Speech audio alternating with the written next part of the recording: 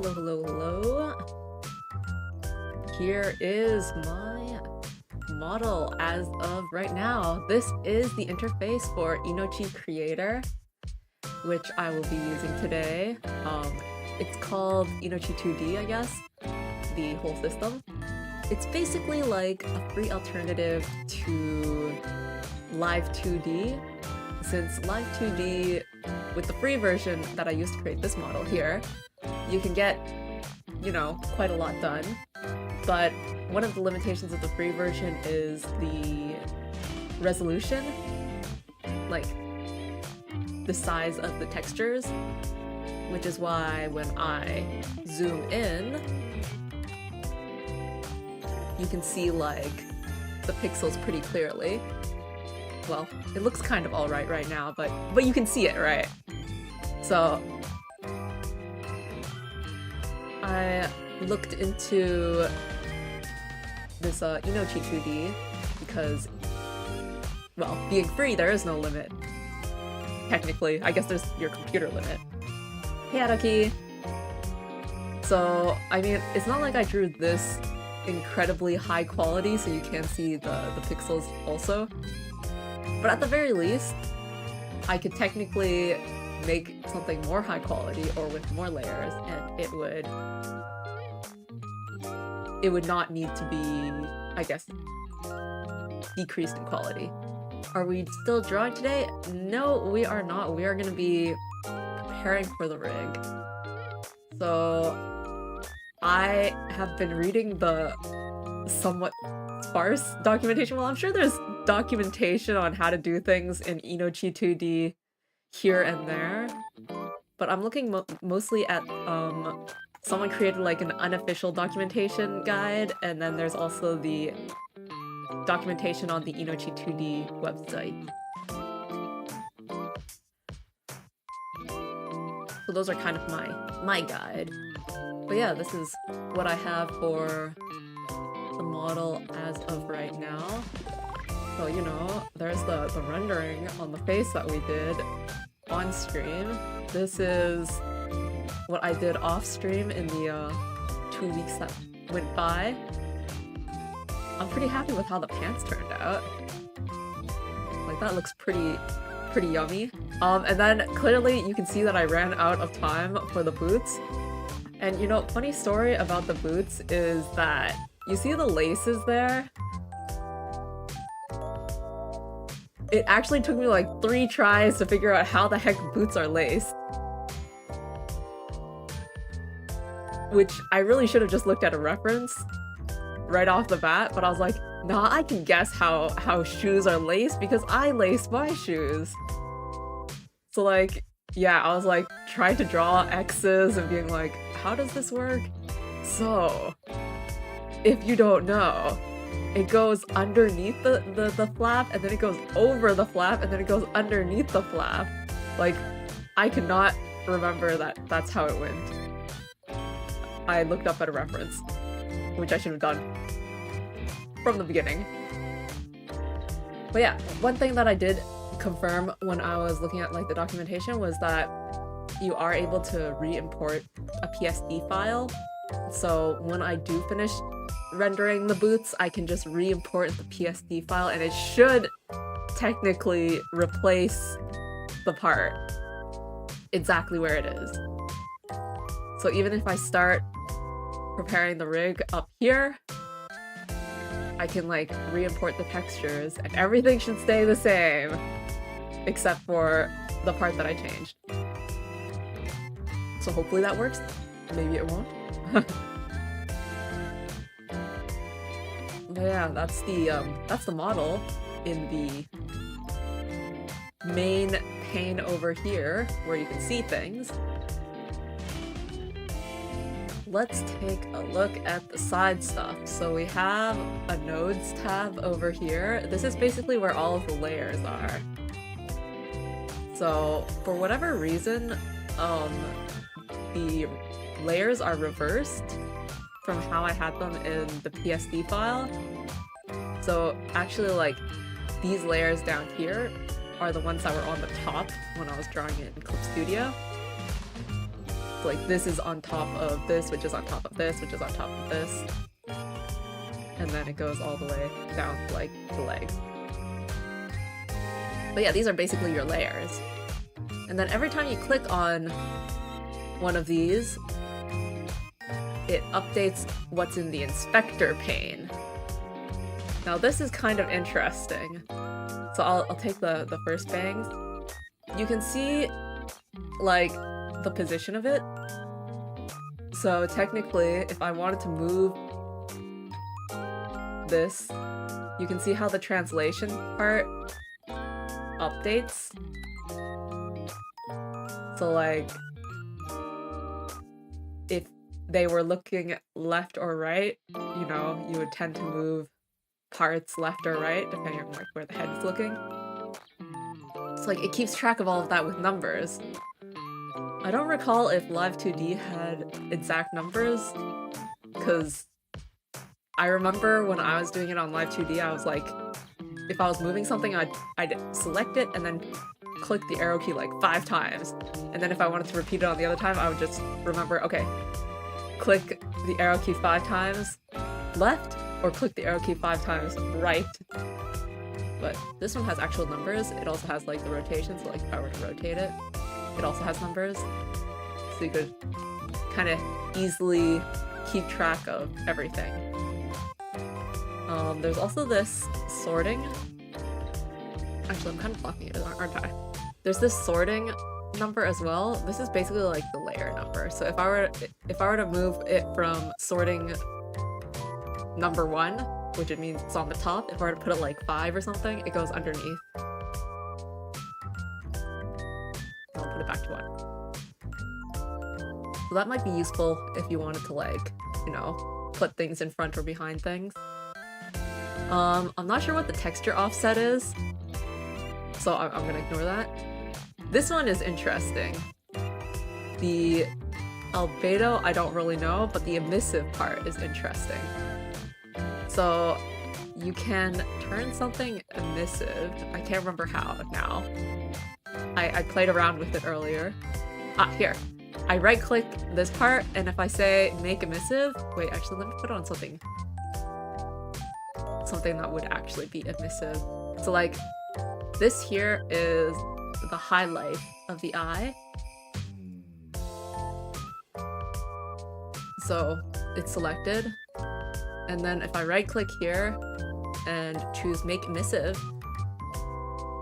it is now emissive. And what that means is that if you apply lighting to the model, the lighting doesn't apply to it. So let me just select something else. It would look like that if the lighting were to change, and you can change up the lighting over here. So isn't that cool? I think that's like a cool thing. So if you had like shiny accessories, you can make them emissive, and then like when the lighting changes, it would be shiny. I don't think I really have very many emissive light. Yeah, I don't have any emissive light things on this model, but I think it's cool. And then, right, how did I toggle that? It's over here. Kind of blocked it with my text. Maybe I should move that. I'll move it up a bit, like that. So yeah, the light here, enable post-processing, is how you can check what things look like when it's emissive. Which, by the way, the idea of like emissive stuff, or like things where the lighting doesn't affect it, in VTube Studio there is actually a setting for that, but for like this kind of Inochi 2D, it doesn't work with VTube Studio, as the text that I just moved up shows. But here, let me quickly apply some scene lighting on VTube Studio to my model right now. Let's go and turn it on. about it. Okay, I just turned it on. Try a bit darker.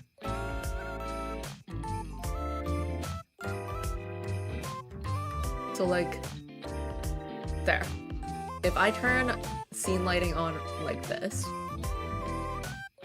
by making it dark, that's what it looks like. This is from VTube Studio itself. And then I can actually choose in VTube Studio which ones are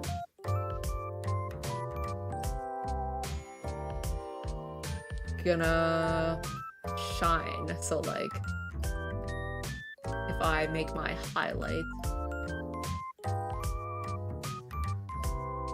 shine like this. So there. This is like the equivalent using VTube Studio for the emissive stuff.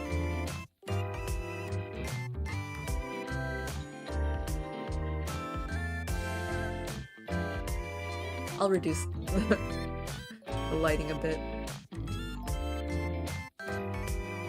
But it'll still be there. Just for fun.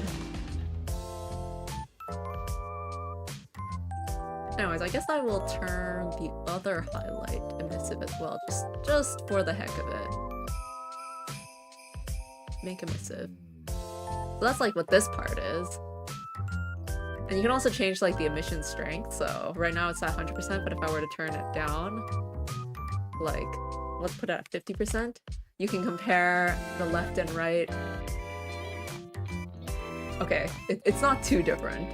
Let me do something like this. But can you see that this is like a bit shinier than this one? Just a bit, just a bit. It's because it's white, so it doesn't show the difference as well. Let's change it to like 20% and then you can see better. Like that versus this. This is like really shiny. Which I think I'll make it 20% for both. Because it's like a highlight, but it's also not abnormally shiny.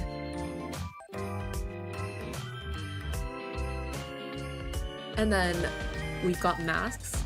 So masks are the same as you would expect a mask to be. Right now I've got the eyeballs masked onto the scleras, the eye white part. So if you take a look at the L pupil, not pupil, the L iris, the iris is masked onto the sclera. So if I were to remove the sclera, you can see now that this iris, if I move it around, it's just kind of free floating. Let's put it back to where it was. But if I mask it to the sclera, and I can do that by clicking, dragging, and dropping, then now it only exists like where the sclera is. So that's where I have that. And now that I'm thinking about it, everything else should also be masked to the sclera, so I'm gonna do that quick.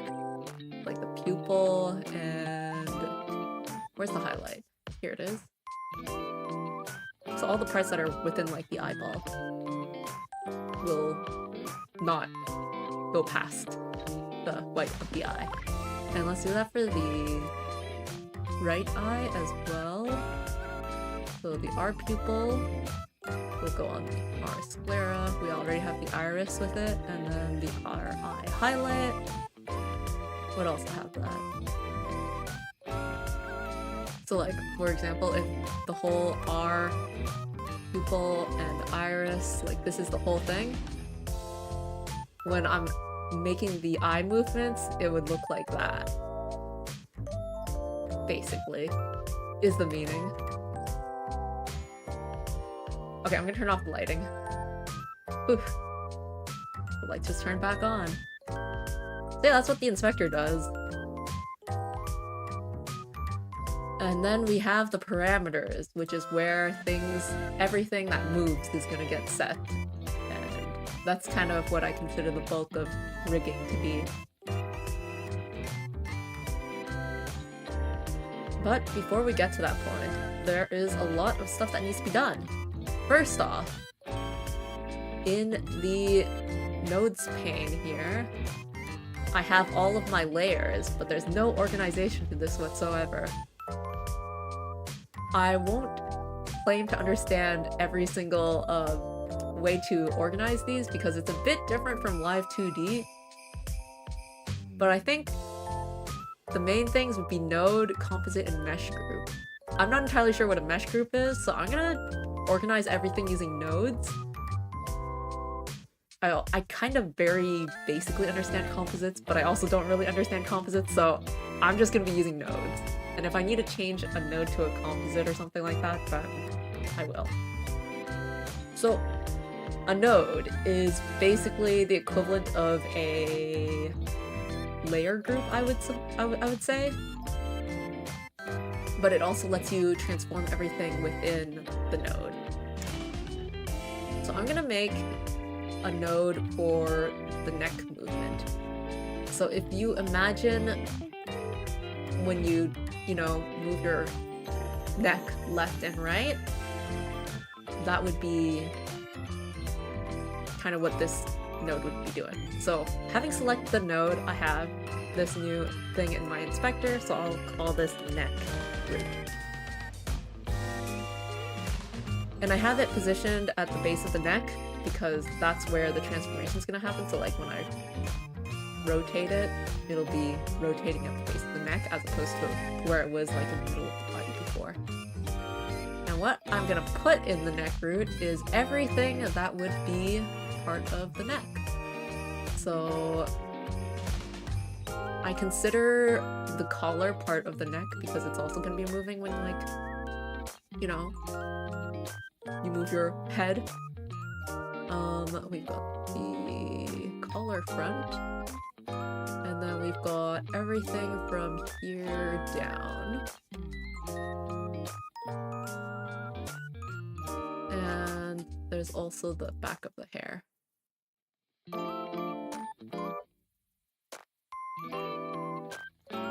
So if I select the neck root, that's what it looks like. And if you're to imagine tilting left and right, this is what it looks like when we get around to transforming it.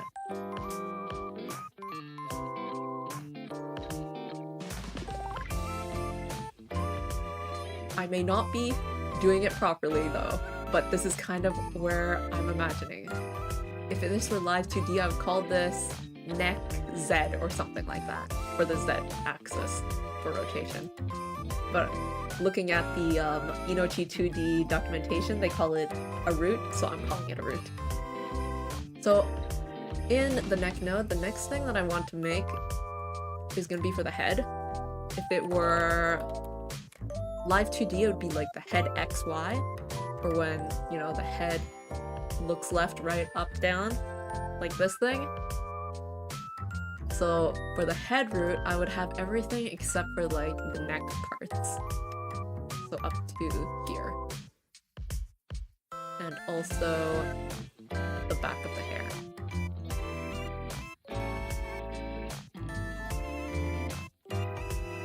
Right? So this is the head. And actually, now that I'm thinking about it, let me remove the stuff out of here. I'm gonna move the root here first. It ended up going to where the neck was, but I think for the head, I'll move it roughly here. This is where I imagine the neck connects to the head. I don't know if I'll use it, but it's there.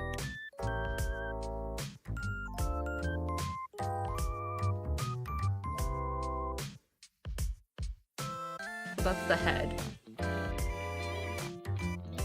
And like, if you imagine the head moving independently from the neck, which I don't know if I'll use or not, it's like that.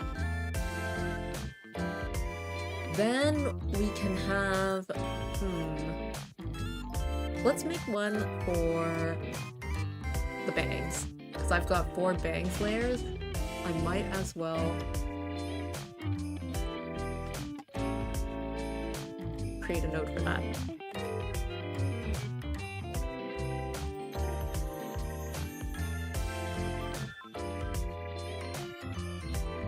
I don't know if I want to call it root here. I've been calling them root because they're kind of like the main stuff. I suppose I'll just keep calling it root.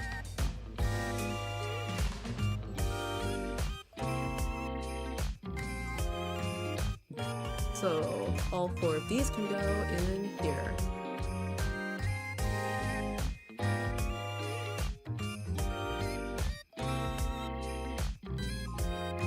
Then we have... I'm kind of looking at the documentation on the side right now. Let's do the eye. Did I click the right button? Thought I clicked add node. Is it not getting created? Add node. Can't really chat today, playing game right now? Okay, sounds good.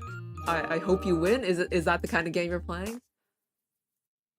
Oh my, have I see, I've been creating it under the banks node. Well, I'm gonna make use of these nodes, so it's okay that I created a whole bunch of them. Yeah, you can see in Discord, I think. I suppose that's true, right? League? Not that fun. I never hear anyone actually say that it's fun. It's such a strange game. Alright, let's do an eye.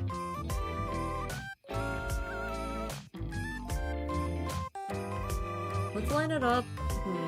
Do I want to line it up with the pupil, or maybe I'll line it up with the bottom lash? Kind of vaguely in the middle. So this is the right eye. It's on our left, but his right. So this is going to be called our eye root. And I'm going to put all of the right eye stuff in it.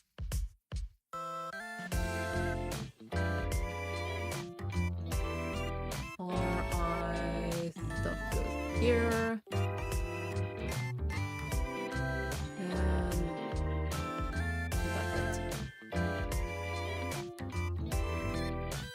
Tobacco. Yeah. Tobacco works. This thing still has coffee on it, the name.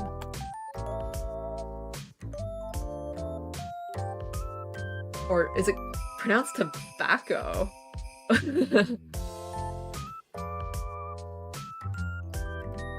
I think for me, more colloquially, I call it just smoking.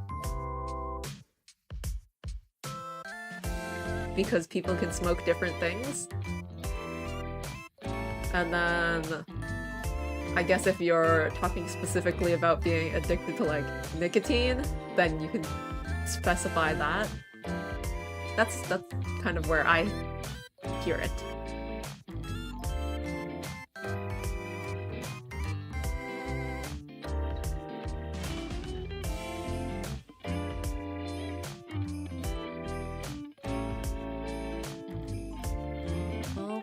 This one are people.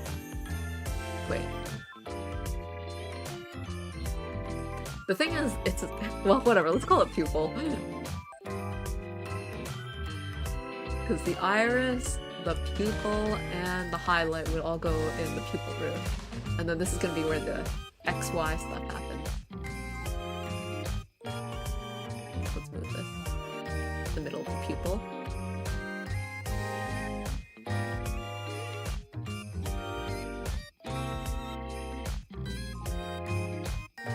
Someone who actually knows how to do this stuff looks at me doing this, I wonder what they'll think. Being like, how inefficient, or that's completely wrong, you shouldn't put that group with that group. The eyelid top. The eyelash top. I feel like these things could be combined.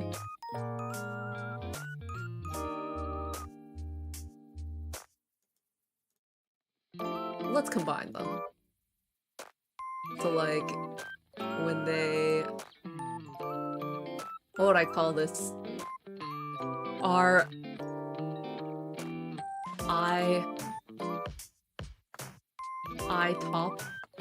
Top I are...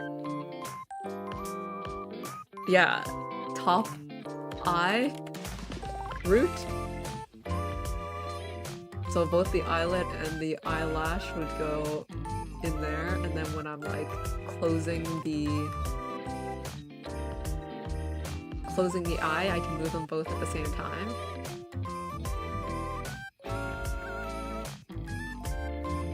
Put it vaguely in the middle. Wait, that's the wrong one. Top.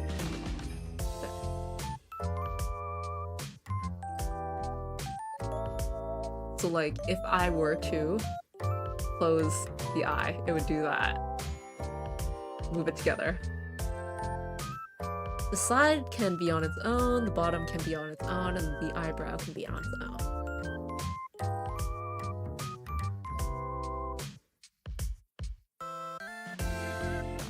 Now, what I want to do... Is there a way to copy and paste? Not really.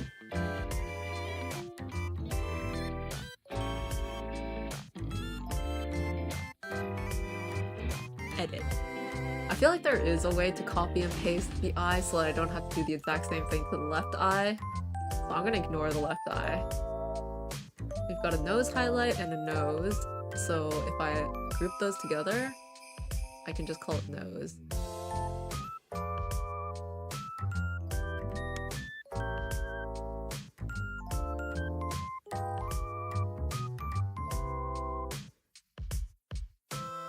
Nose root.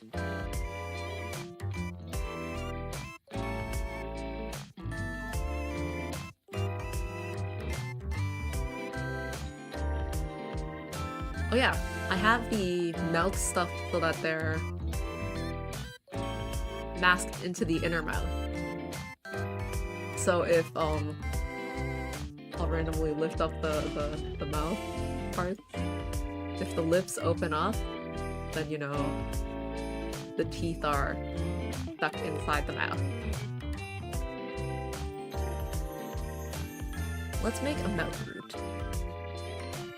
Add a node. Mouth root.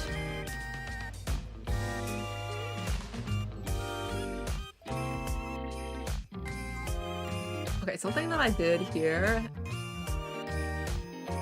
by separating the face and the face line is that I've seen models that look really good have the thing where the line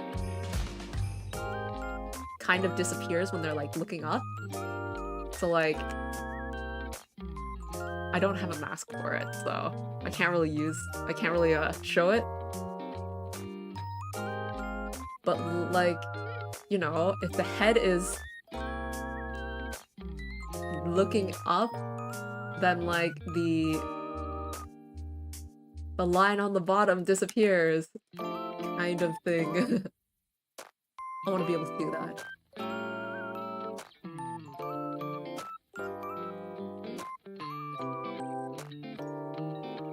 I think what I'm gonna add here actually is gonna be a face base. Not face base, face root. So that the hair is somewhere else.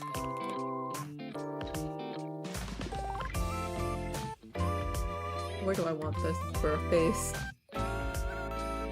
Put it like at the nose, center of the face. So like the eyes are part of the face, but not the bangs or the hair. So everything that is on the face itself can go in the face. Do I want the actual head stuff? No. The face is literally the elements of the face. Yeah. Alright, now there's a heck of a lot of these roots. Whether I will use them all, I do not know, but organization. It's like putting all of my layers into folders.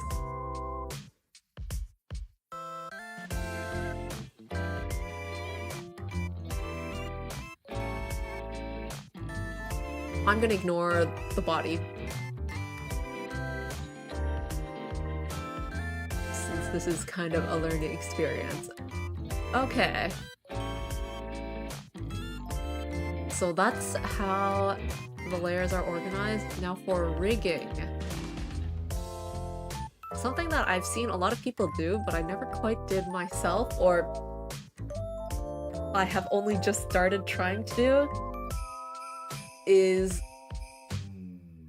modifying the meshes. So from what I see, when I see people sharing their meshes, is that there's a higher concentration of, what do you call them? Parts, like sections where there's detail, but if there's no detail, then it's not going to be very meshed, I guess.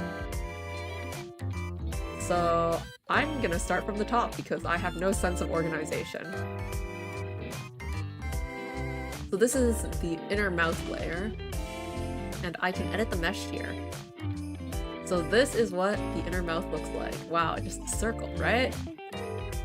So in here we have some options, and one of them is actually auto meshing. So like if I were to click auto meshing, this is the auto mesh that was created. Honestly, I don't think that the inner mouth really needs all that much detail. Though I will have it kinda.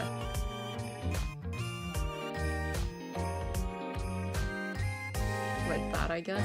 So what the mesh is that if you deform it, at least from my understanding, when you deform the shape, it's basically like, here's one triangle. If you stretch it like this, then the texture is going to be stretched like here. If that makes any sense, the way I just described that. So like, the higher density of points you have, the more fine the deformation.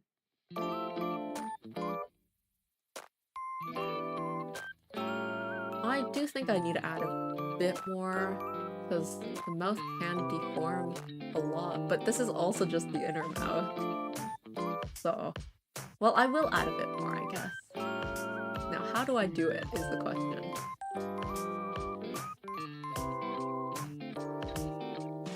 I am in vertex edit mode, and this is the vertex tool. Oh wait, I just drew a line. That doesn't quite look right. What I want to do is add... Oh, I want to add a line.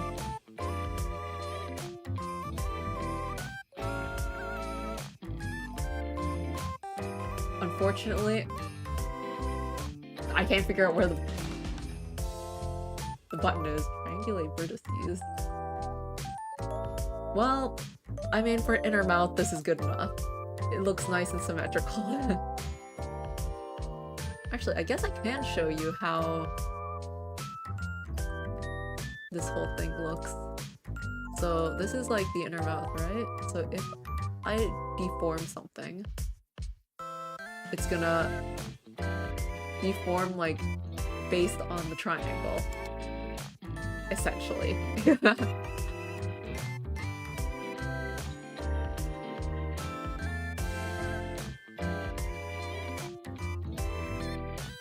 Let's edit the mesh of the T. The auto meshing really makes a weird mesh. Cancel. I'm gonna try drawing the mesh set for this one. Vertex tool.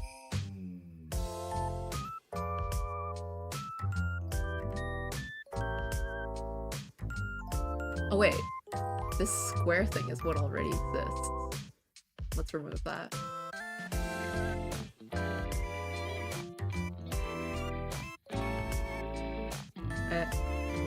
How do I continue?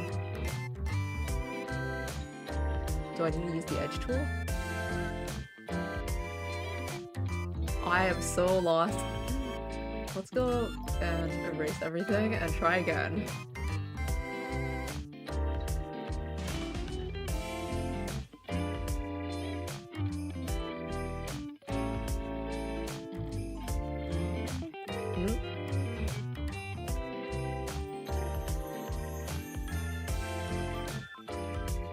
Connect. Ah! There's some stuff here. If I mouse over on the bottom left, to connect, disconnect is left mouse, connect multiple is shift left mouse.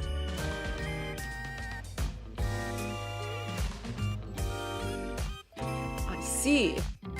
Shift is connect. So if I do this.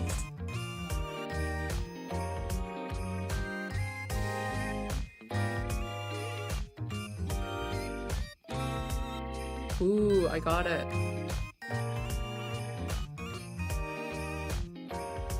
And then I need to connect these things.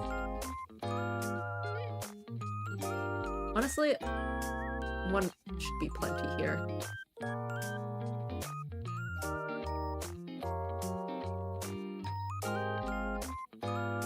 And then from here, oh, whoops. Connect that to this, right?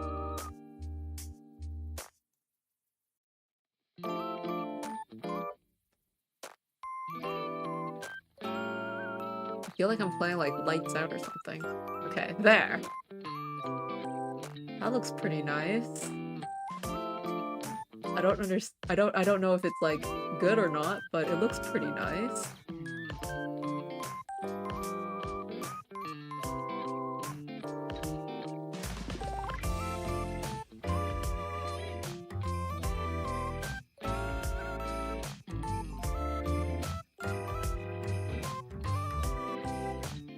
Something like that. Apply. Then the upper teeth. Edit mesh. This one's honestly super simple.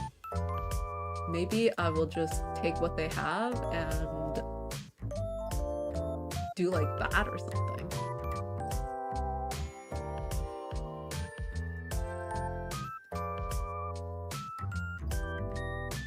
Maybe I'll add one in the middle so that they all connect into the middle. Is that overkill? That feels a bit overkill. Maybe... Nah, let's try it. I feel like it should be triangles, not squares.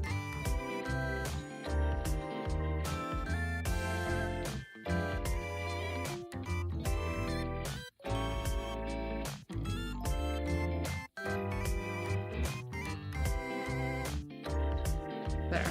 Apply.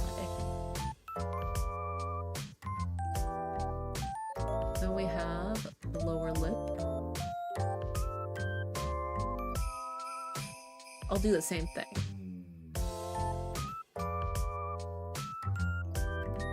Put one in the middle.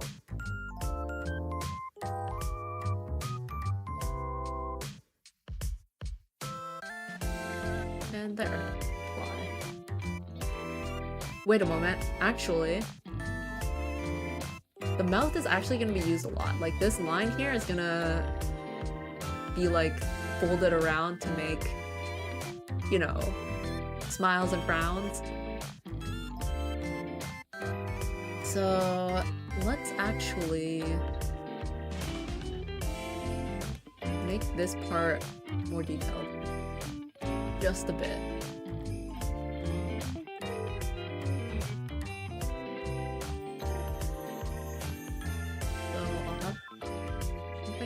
I guess.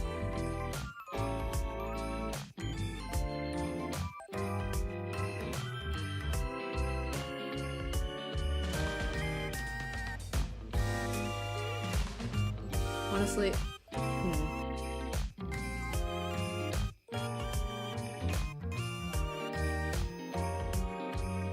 I want it like this much?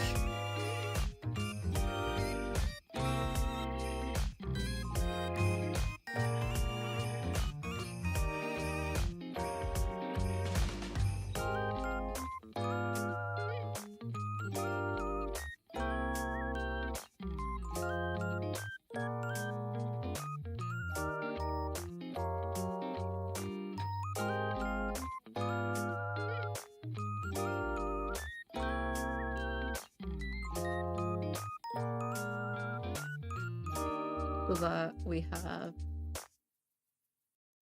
like that level of detail.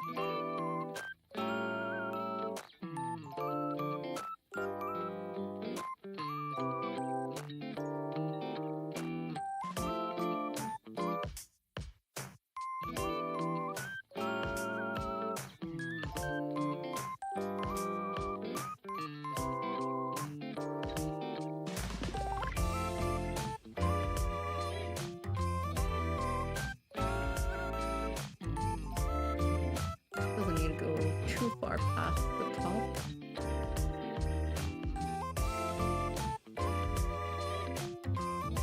And let's have one over like here too.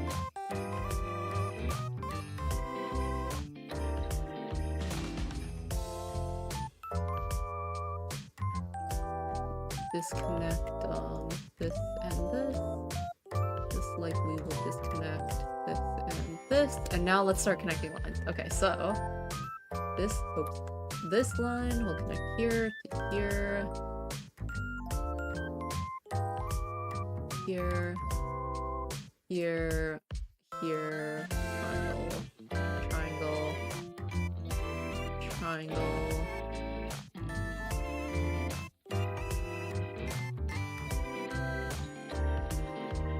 And then try to make this vaguely consistent.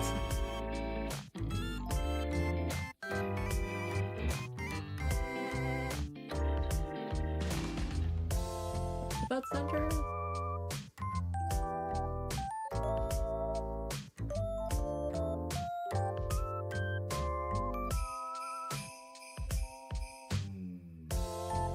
Want this to be centered there, centered there. This would be centered between those two. This would be centered between these. Yeah, that looks pretty good. And then this part really doesn't matter too much. So we'll connect it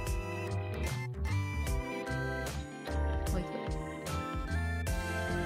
But this will have a bunch of connections here. But otherwise, the bottom is unimportant. Like that. Apply. Does that look kind of funny?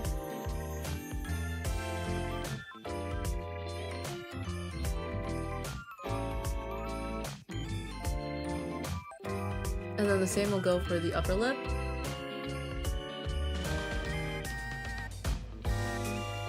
Let's erase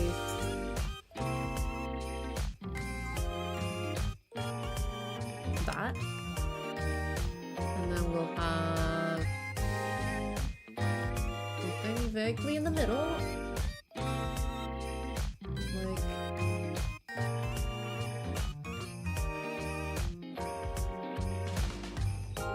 Like this.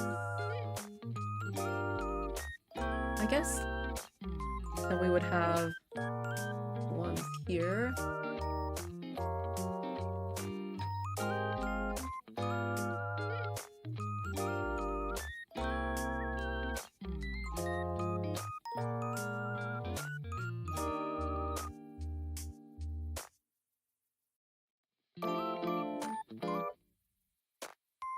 Ooh, I feel like I'm getting faster.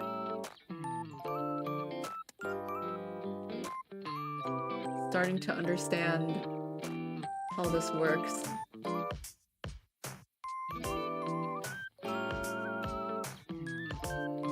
I don't need this edge. And I need one more dot kind of in the middle. Okay. Edge tool. Oops. Here, let's draw all of the lines back in.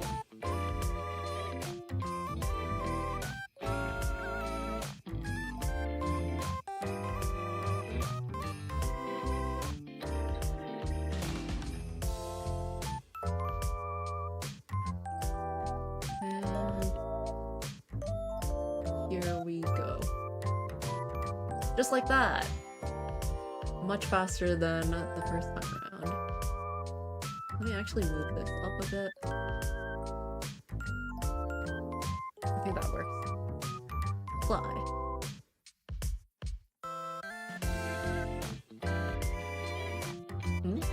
Is that kind of weird there? I think I missed a line. It didn't match. Yeah, I missed a line. There. Apply. That's kind of interesting. You can see it when it's missing the mesh, it like erases itself.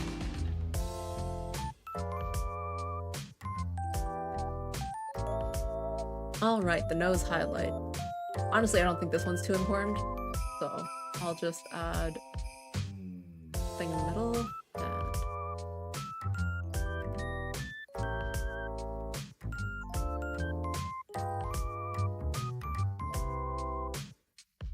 just make it like an X shape.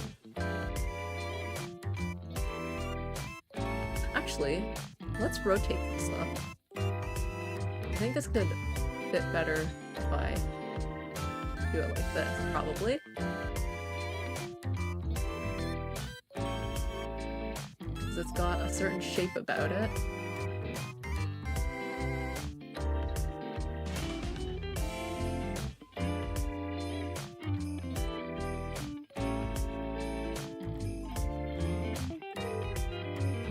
That part is blurred, and yeah, there.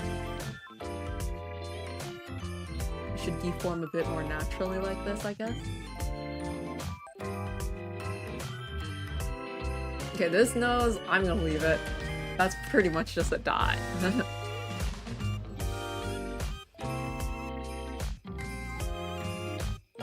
Now then, the sclera. Actually, cancel. If I'm gonna be copying the right eye, I'm gonna only mesh the right eye stuff.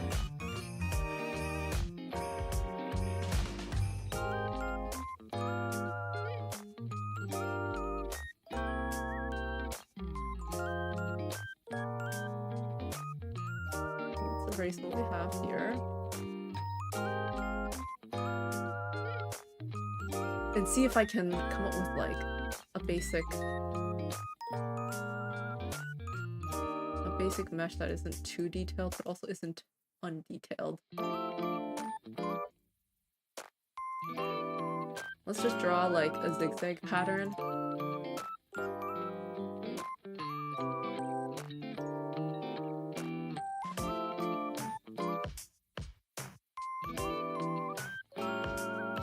And then hopefully that covers it.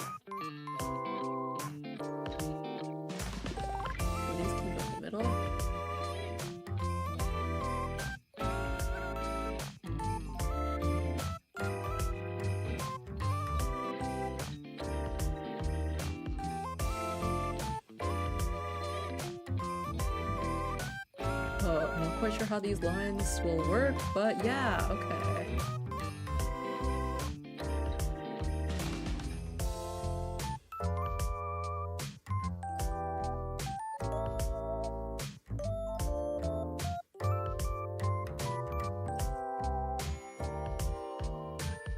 Huh. This corner is confusing. Like this, then like this.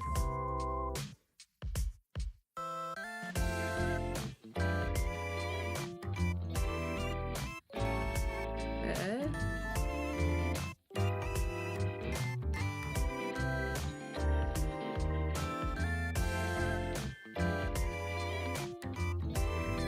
If I do this instead.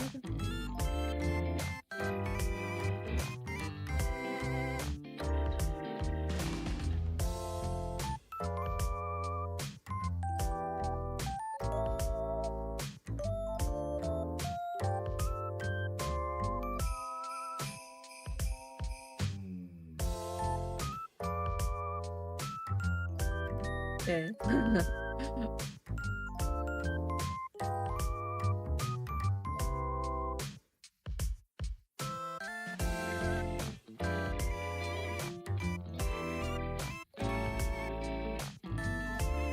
Can you even tell what I'm doing? I can't tell what I'm doing. What am I doing? How's this look?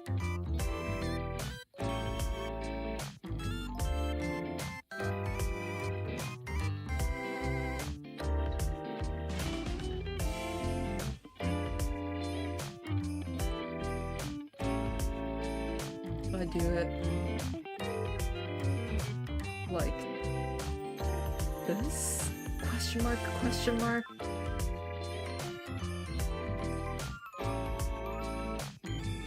Okay, that gives me like a corner piece, I suppose.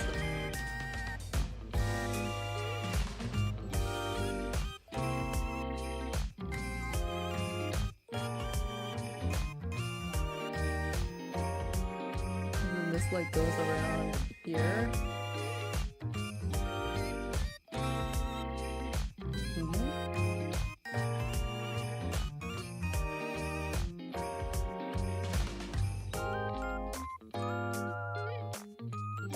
Somewhat confused, okay.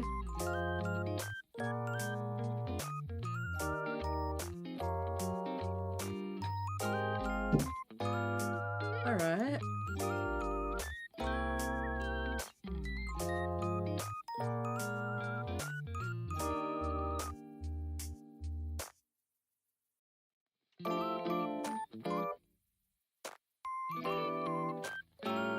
Then if I connect it like that, it works.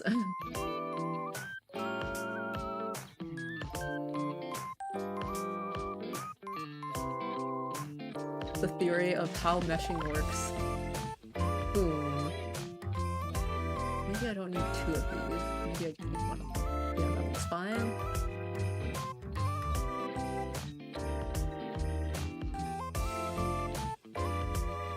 And then there's just gonna be the 1 dot in the middle.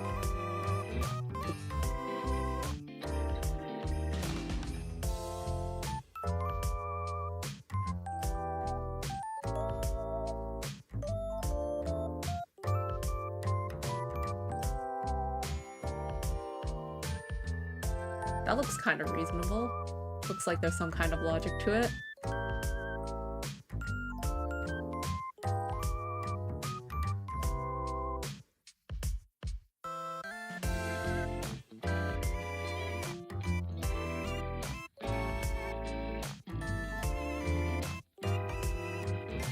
Yeah, apply.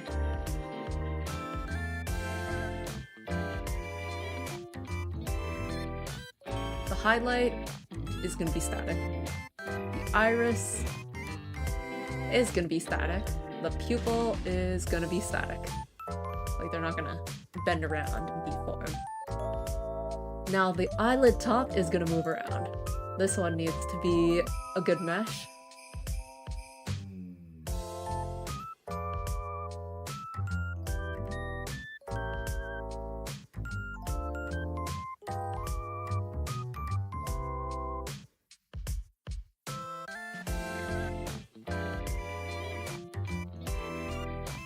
Should be enough to just do like triangles along the whole thing though. My guess. I think that's probably enough for it.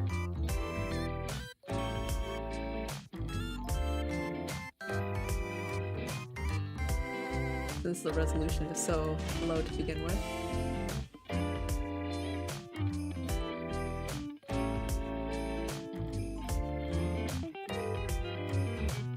Alright, and we'll bring it in so that it's close to the edge.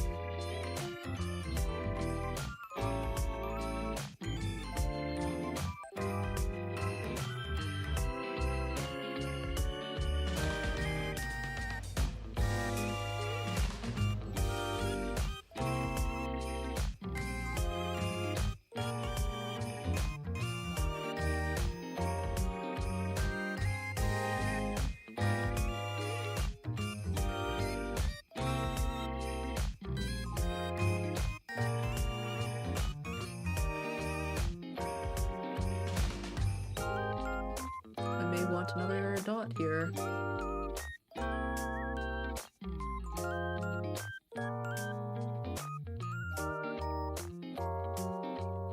Like that, I guess.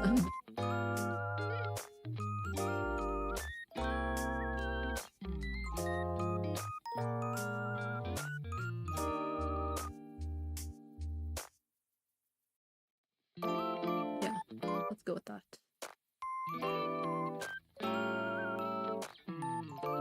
Ooh, alright. Maybe I'll even have one extra one here. Nah, this one's probably good enough like that. Okay, apply. The eyelash top. Mesh will do about the same idea.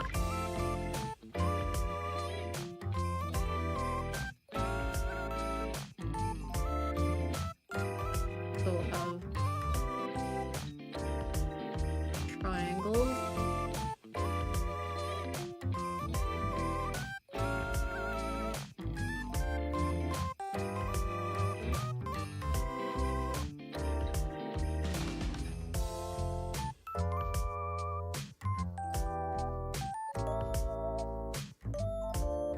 Let's add one more. This is gonna require a bunch of adjustments.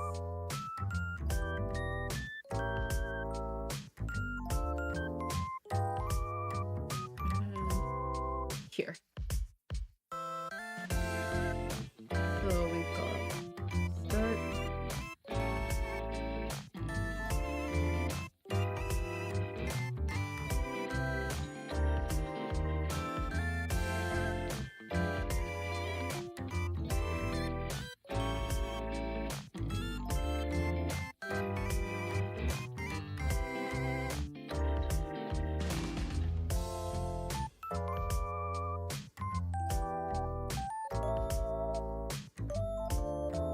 Honestly,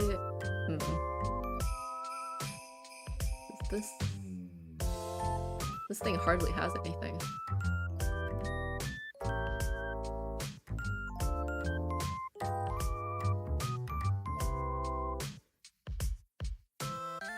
Feels a bit awkward, actually. Feels like it would be better served if I had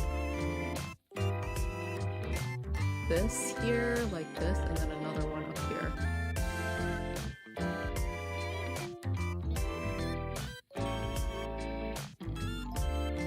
Like that. That looks a bit better. Like this triangle handles this little bit. Yeah.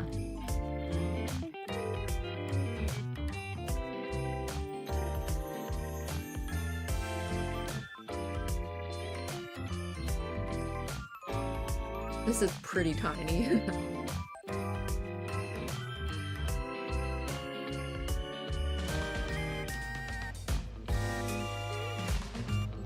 How will I handle this one?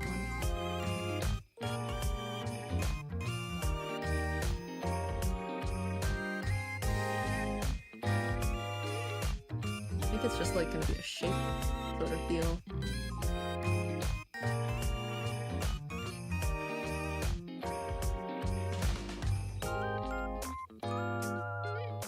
Tool, like one for that. Fly.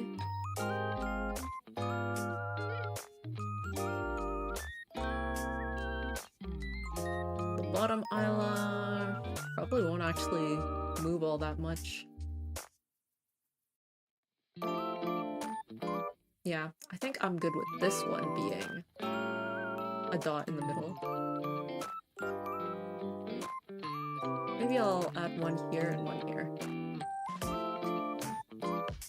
Like clear out this thing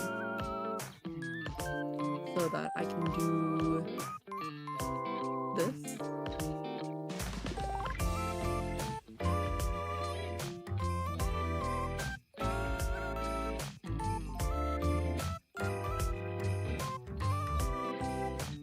About over there.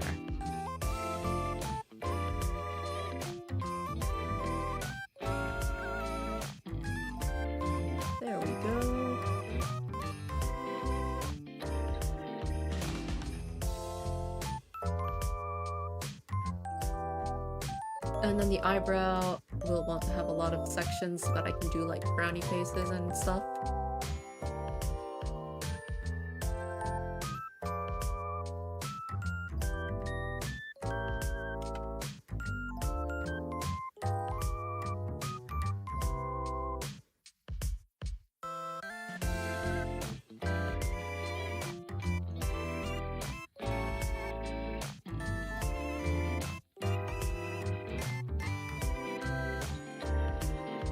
Basically like this.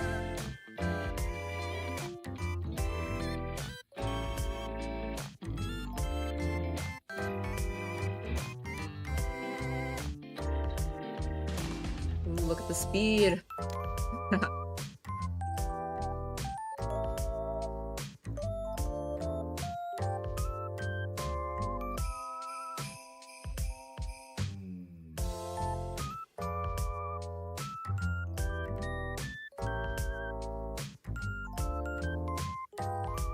Here we are, here we are.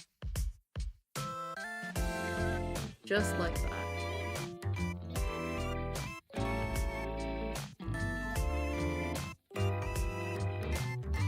Now we could keep going and just like do all of the meshes for like the whole head, but I think that's enough for like the face parts.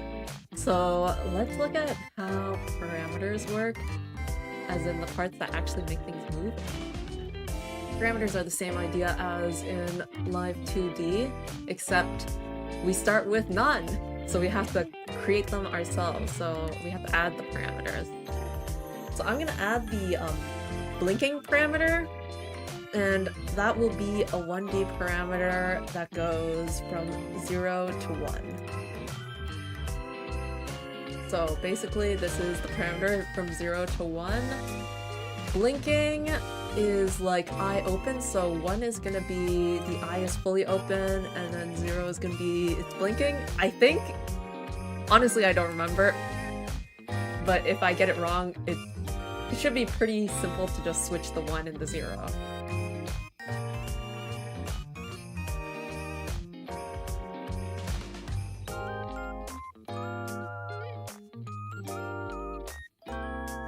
Alright. So...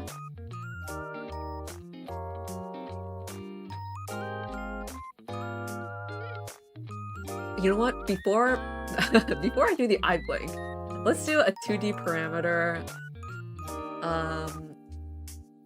for the eye XY, the eyeball XY, because that's actually easy. So I'll take the R pupil root, and I will... how do I do this again?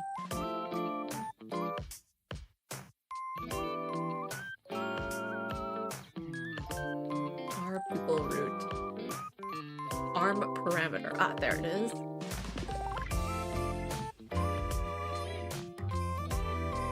So then... here we are. R pupil root on param 1 is gonna be...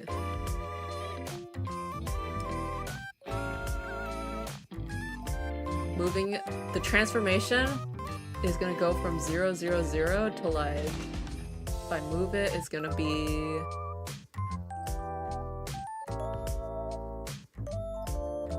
20 seems like a good number, so I'm gonna just give exact numbers, so like 20 here, and it's gonna be 0 here. Is 20 a bit much?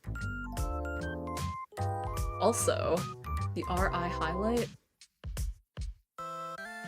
is currently above the... where is it? The R eyelash top. So right now the R eyelash top sorting... oh my. The sortings kind of reset themselves, didn't they? When I put them into the nodes. I might have to go back and like re-number all of the sortings. Because at the moment the R highlight is above the R eyelash, so when they blink, it's gonna be above. Something to think about later, I guess. Anyways, let's move the eye to the left then. Are people rude? At the left is gonna be like over here. So minus 25 and keeping this part to 0. Alright.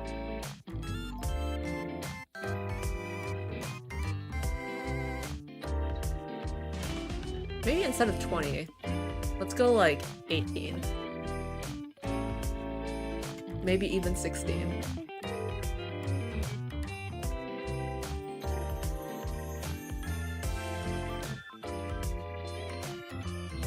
Yeah. Then when he's looking up, it would be like this much. Minus 12. And this will be 0.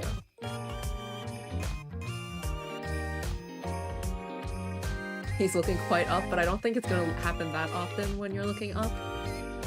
So then looking down would be around this much, let's say, which would be about 20 and 0.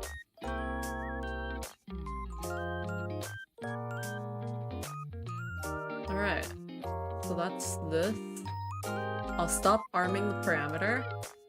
So now, when he really looks around, that's what it looks like! Yeah!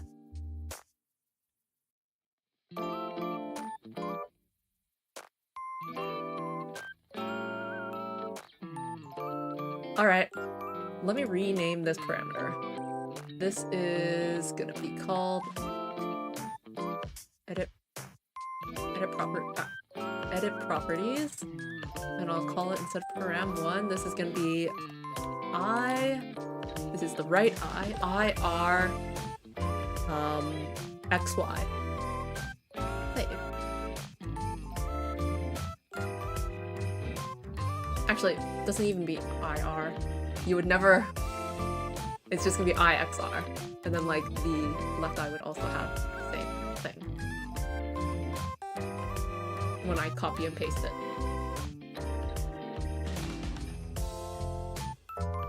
Okay, so then over here, this is gonna be the blinking. And the way it's gonna work is that the eye top. So this is the eyelash and top eyelid. I'll arm the parameter. Select the top eye root. And at 1, which means open, the eye is open, and then at 0, it would be closed. So it would go to 0 here and about 33. And I would say it also rotates a bit. Let's say minus 5. And instead of 33, let's go 35.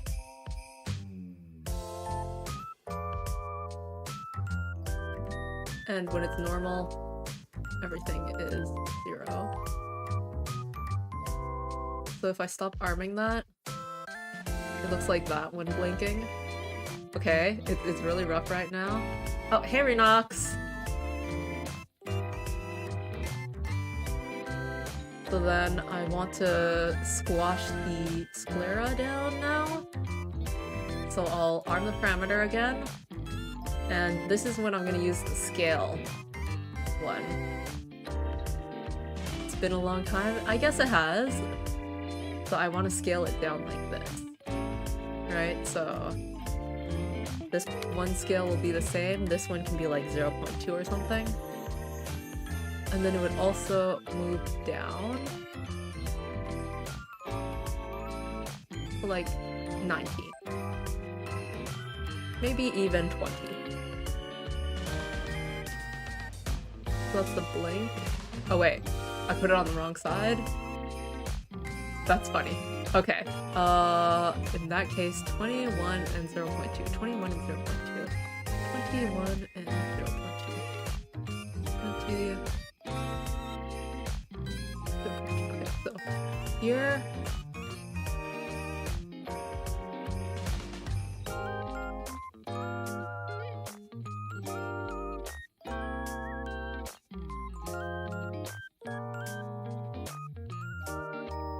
There. So the blink is like that, and then the bottom eyelid can go up just a bit. So eyelash bottom can go up. Translation. Oh wait, you know what? The bottom eyelid hardly has anything. Let's shrink the sclera a bit more then, maybe? Our sclera, 0.2. Let's swap it to 0.1.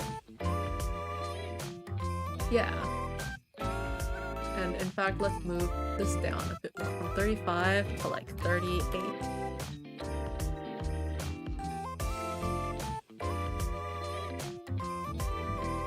And then -3? No. 0. -8.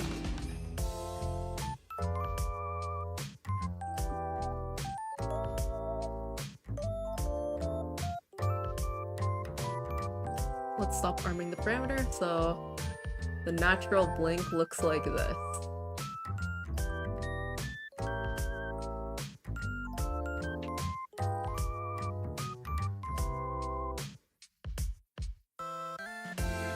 Yeah. Yeah.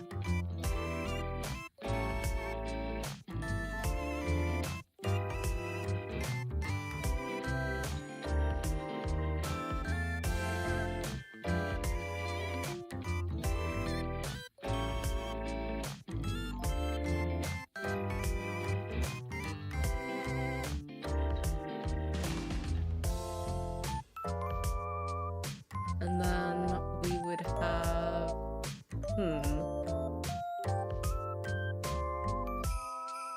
The eye should move down a bit. Where are you? Our pupil root.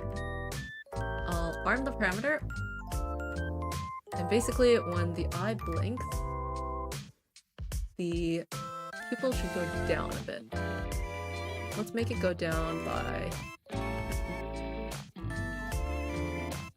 When it's open, it should be at 0. Stop arming it. There. As it blinks, the eye goes down a bit. Just a bit, though. Maybe it can go down a bit more. Instead of 10, let's put 20.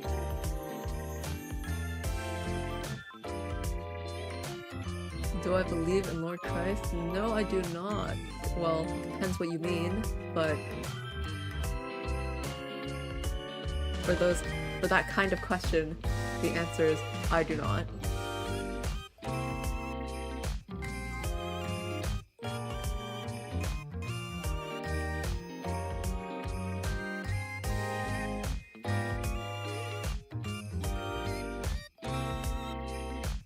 Believing in is such a strange thing to say.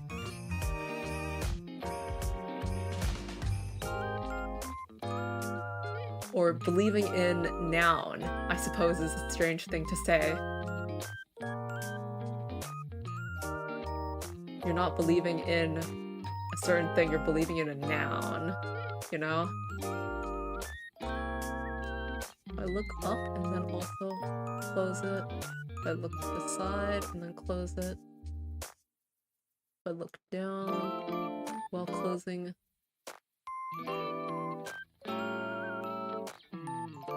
Then it looks down even more.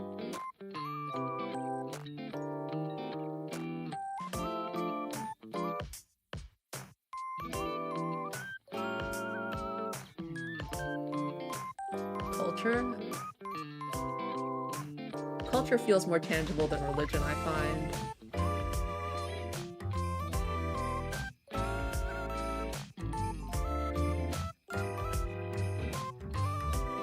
Alright, let's get that side eyelash in. Our eyelash side. When it blinks, it goes down.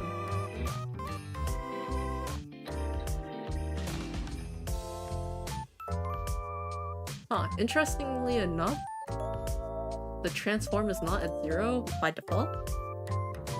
Let's see. Interesting. It's because it's in the eye root. Is that how it is? In that case, I should put it in its own root.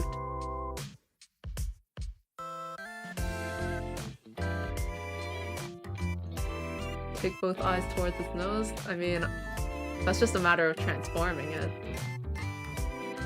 So I won't go through the trouble of it. Here, let's add a node to eye and call it our eyelash side root. And put the R eyelash side inside that.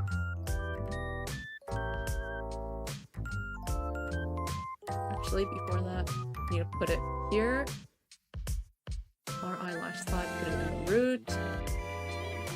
Why is the translation still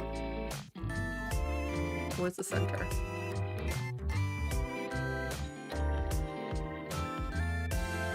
Let's pull it out of everything. I need to like understand how this works. Why it does what it does.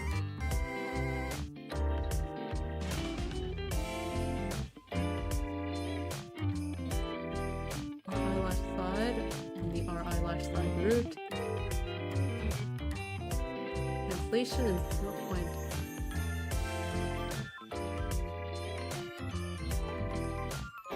Why does it have such a weird translation number on it? Have I like completely messed up? It should be at 00 the whole time. It brings you to the center of the body.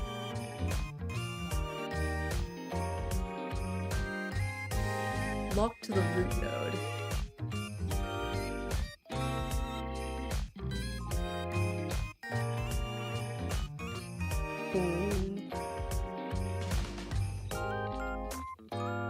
Why does it move like that? This is so weird.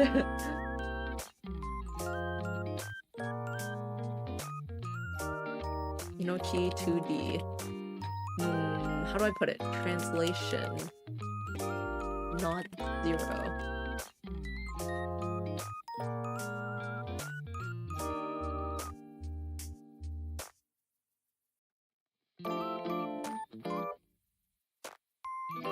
The node is the base node with type which all other nodes inherit from. It only stores the transform. This transform stored by a node will be inherited by its children. As such, children position, rotation, scale, and sorting index is relative to the parent.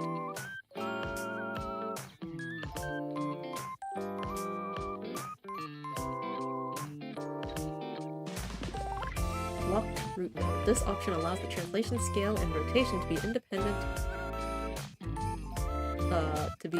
of parent. In this mode, the node moves only based on the special root node of the model.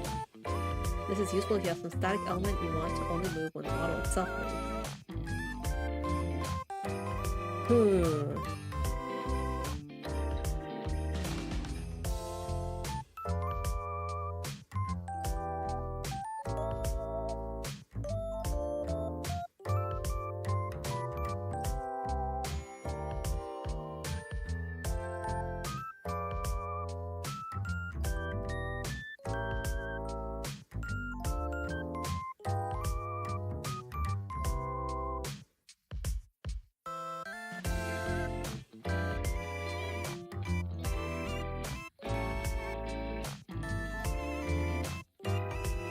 I don't get why the side eyelash is so...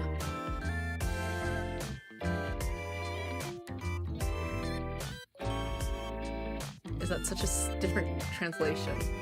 It does not make sense to me. all of these things are not at like zero position.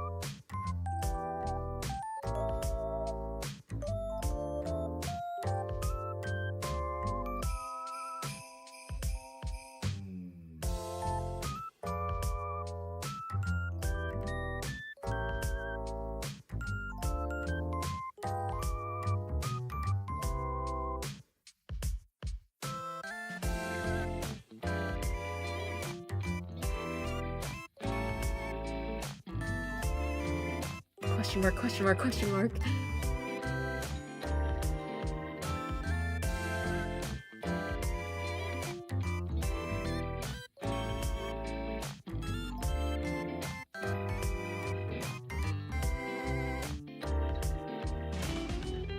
Well, suppose I'll just try moving it, even so. Our eyelash side. Wait, it is at 0, 0, 0, what? Why is it back to being 0, 0, 0? Well, okay. That's what I need it to be, so that's good, I suppose. Ooh, this is actually... Huh. Let me see if I can... Path deformer tool time!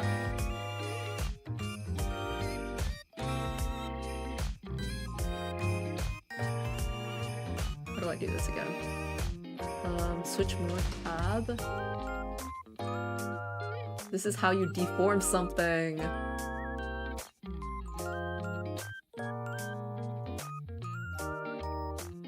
So basically, I can do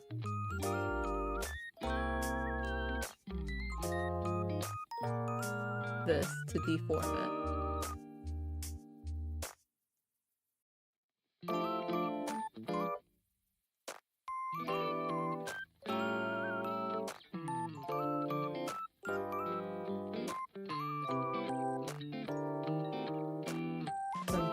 Tool to fine-tune some of this.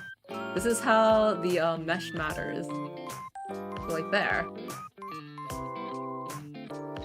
Okay. Ah. How do I undo my deformation? Textures.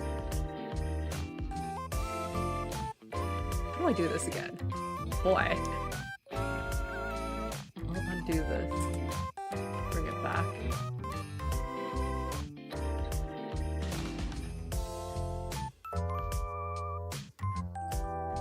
So, when it's open, when it's closed, so I'll do this to kind of create that.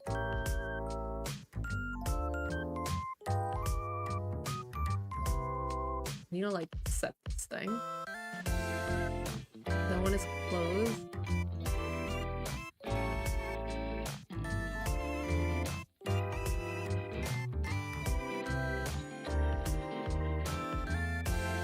tab. If I do this and deform it, when I go up here, it's still deformed, which I don't want.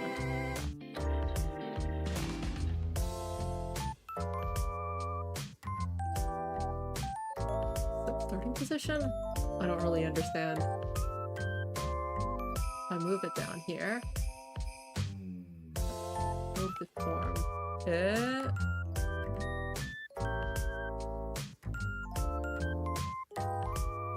Why is it still deformed? How do I undo? Cancel.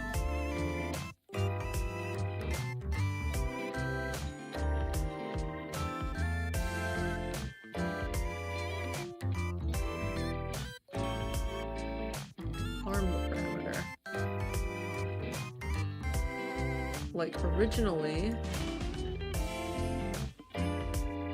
so if I put this back 0, 0, it gets back there. But this transformation, the deformation, remove the deform,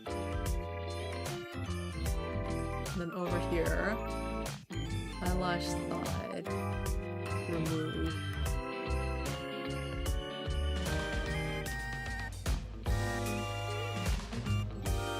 Is that the original untransformed version of it? It feels like it's still been transformed though. Pupil, top eye root, sclera.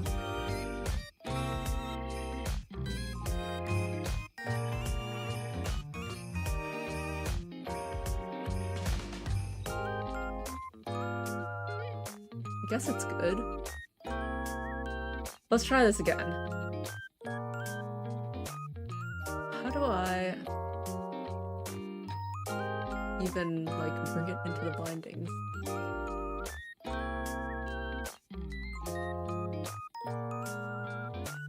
I know that if I move it, it gets added like that.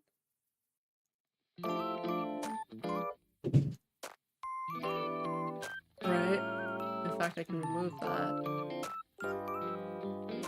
Just like how I can remove this. Why is this one transforms at -14, top eye root?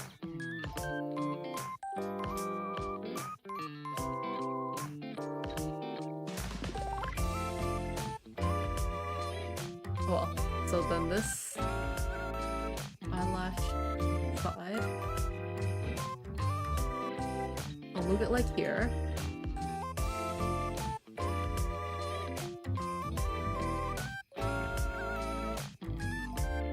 Where it's minus like 35.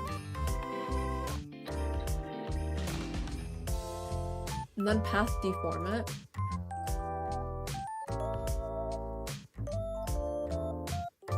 So I've got that deform here. And then this deform would not exist here. Okay.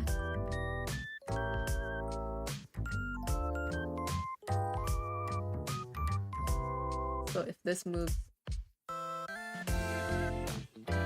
like that. Yes, that one is not moving. That's what I want. So let's look at this. It becomes like that. Right? Okay, that's good, that's good. That's what I want. And then I will adjust it directly with the vertex tool. Because I want it to look like this.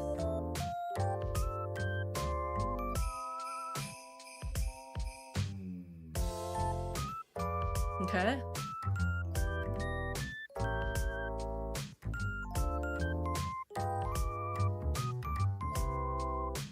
And I'll slide this a bit closer here. There. You see how the side eyelash closes now? Nice.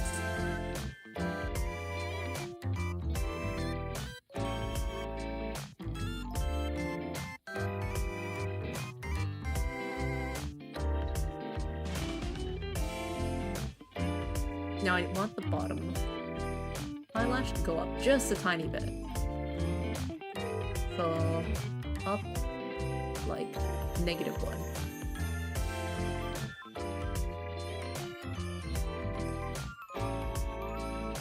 Just to have that like blink effect.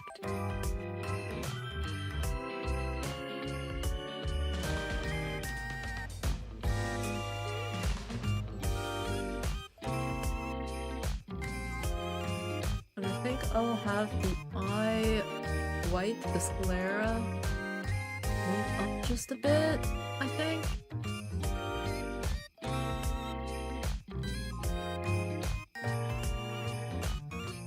So I have it translated down 20. Let's go to 19 instead.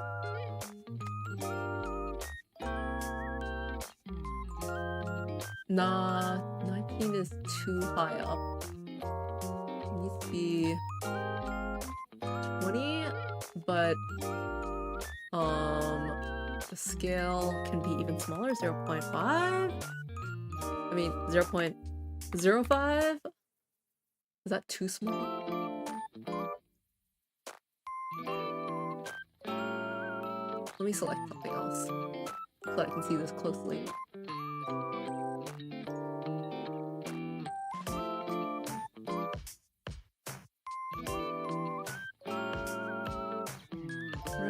the very end.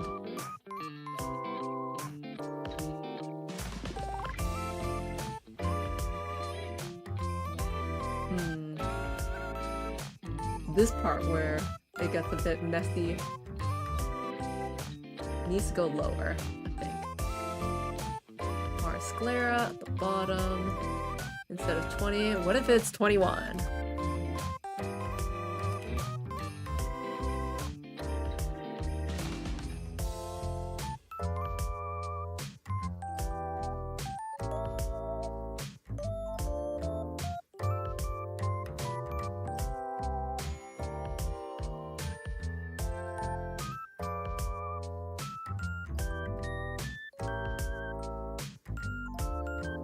Maybe I'll move... difficult stuff.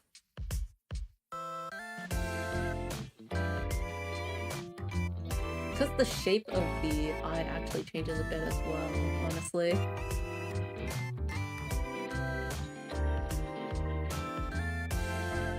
I think I'll have to deform it a bit. Let's deform it. Deform tool. So now there will be on sclera.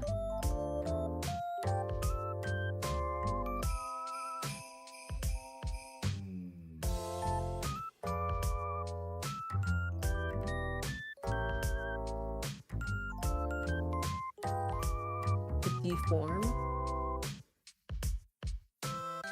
Whoops. Well, I didn't change anything. The deform here. Okay. Okay.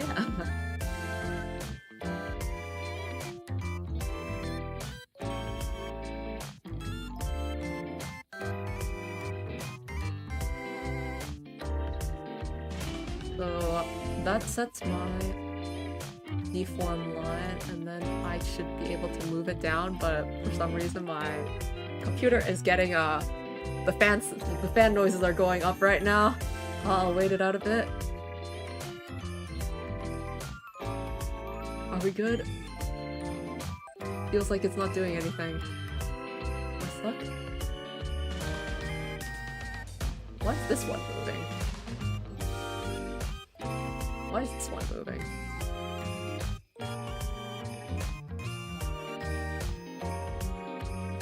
Remove. Unarm it? Huh?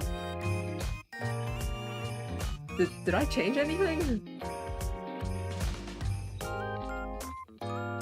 Is it exactly as it was? Should be exactly as it was. Our sclera. Remove. Remove.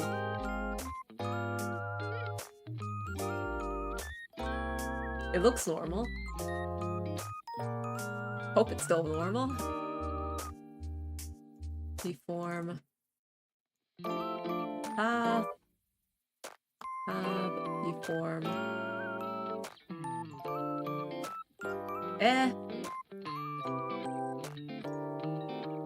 Just what does this all mean? What are all of these deforms? Move. Unset? Unset?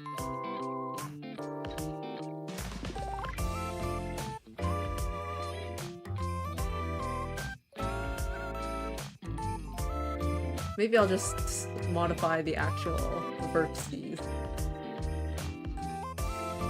Move. Our sclera. Here we are. And then, how do I move it? I can select it. Brush tool, lasso selection, vertex tool. Like, I can't actually do anything. Ah!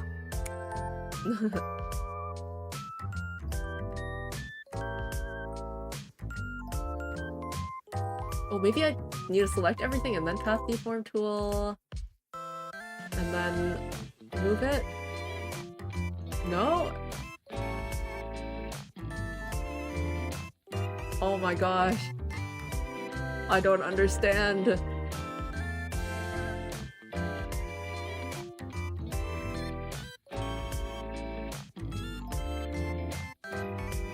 Like, what is this line? On arm.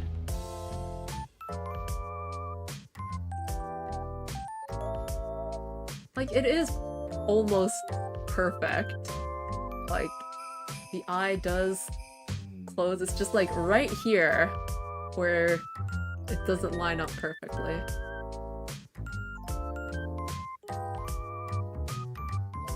But I guess it's good enough.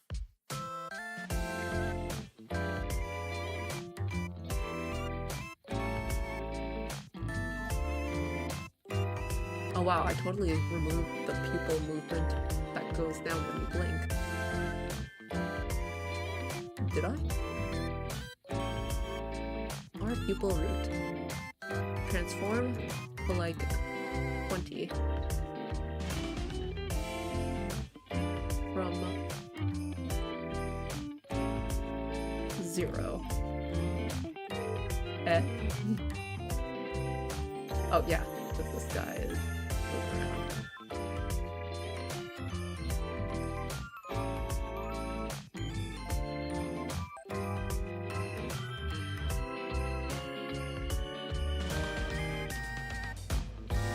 Let's rename Param 0 to I blink. I R blink. Okay, more consistently would be R-I blink. Save. Because then you turn it into a wink.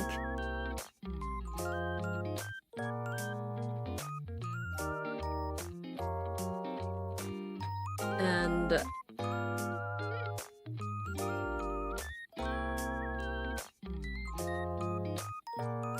I'm thinking right now if I want to like make the eyebrow go down when you close your eyes, like when you blink, or would that be too much movement? Because you blink pretty often, or you can blink pretty often.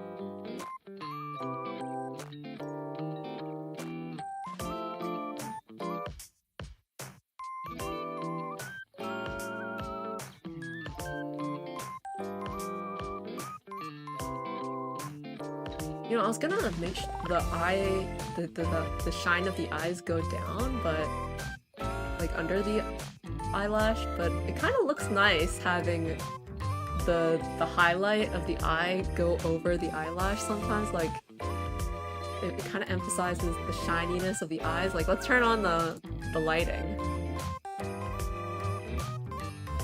Like when this kind of thing happens and then you have the light kind of peeking through, it looks kind of cool, right? Let me select something else other than the mouth. Okay, there.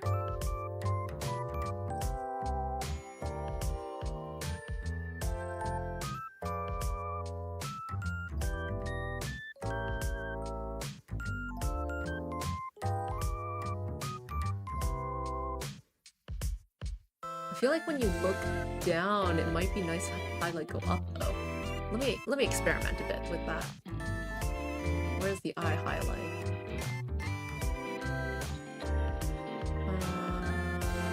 Here.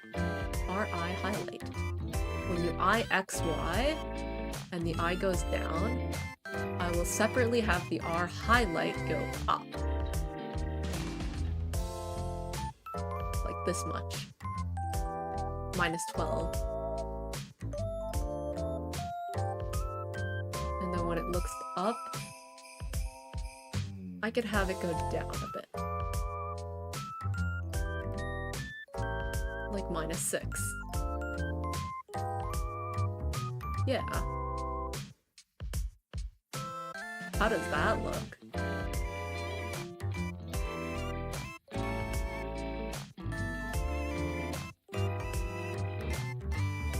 Like, even if the eye is moving around, the highlight is in roughly the same place.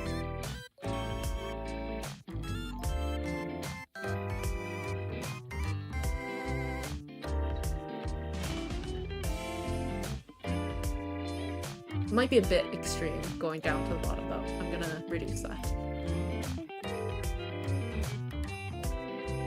Or eye highlight, instead of -12, we'll put it to like -6.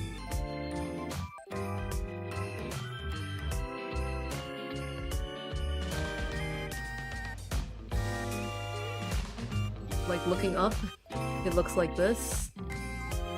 Looking down, it looks like that.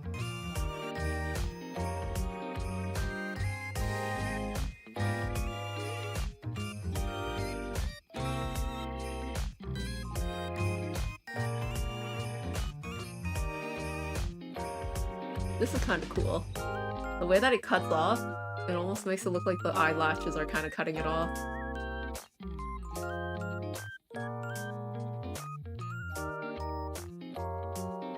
And like the dark part here is almost like a shadow. I think that's cool. I like that effect.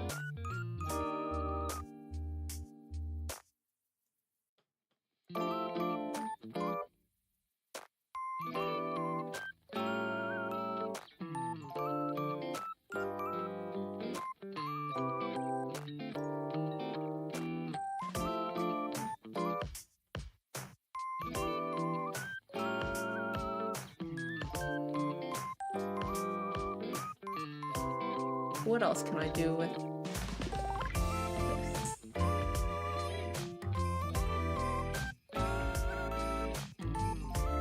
Shall I add the eye smile? The changing the shape depending on how much you smile?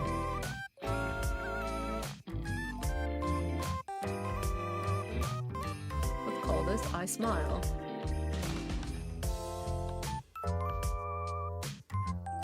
Save. This would be the eye root. Minus the eyebrow though.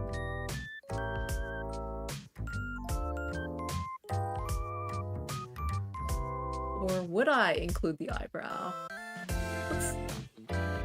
Let's try including the eyebrow.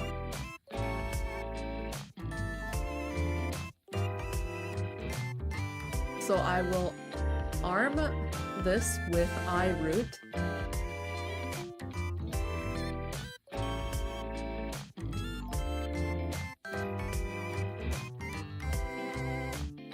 Half deformer. It won't work here, would it? Just curious.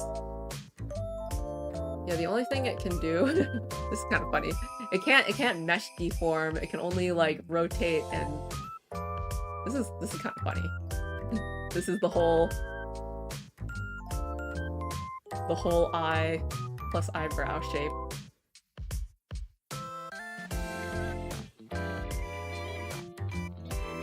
Undo that.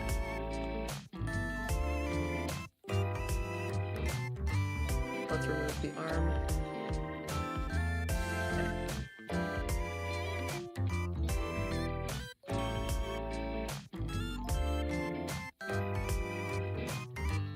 I smile.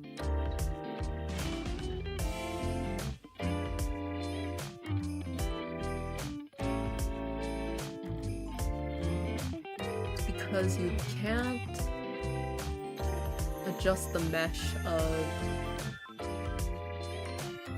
a whole group, which means this is where I would use a composite, right? Add composite. Because a composite can deform a whole section. I think, based on my readings of the documentation.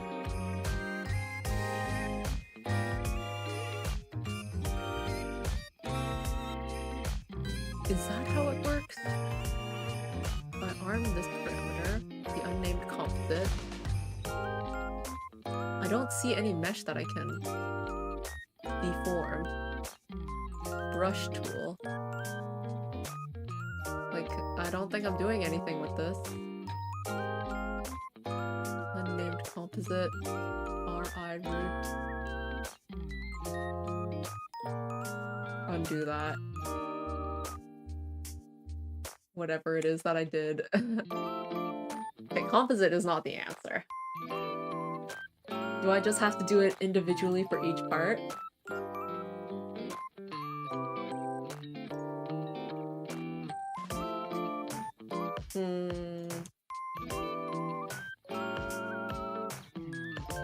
Let's search it up, actually. Inochi 2D. Composite mesh.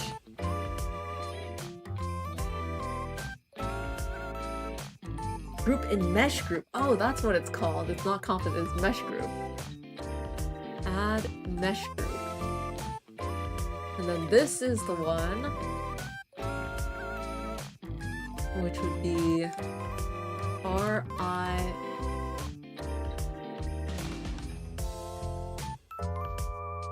root. Root. Wait, then instead of calling this RI root, it'd be like it's the I and the eyebrow. I plus brow root. So just for the eye, no eyebrows, as a mesh group. I can edit the mesh of the whole group! There it is!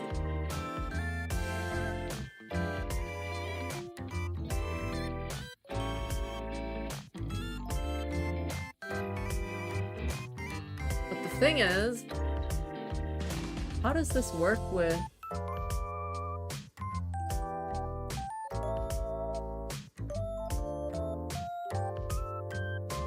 Oops. How does this work with the, what do you call it?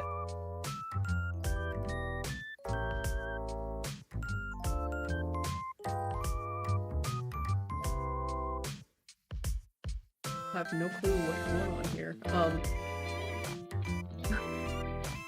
The blinking and all of that. If I have another mesh group like this, what happens to that?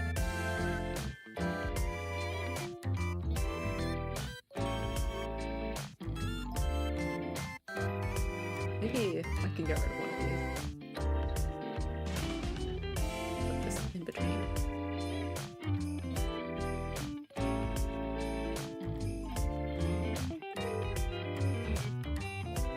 How does this work? Okay. I think I need a dot in the middle for this. There. Everything connects to this middle dot.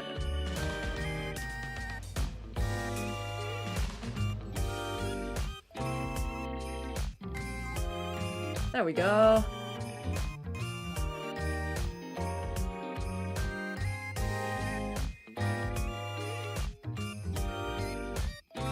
I don't know how this works, but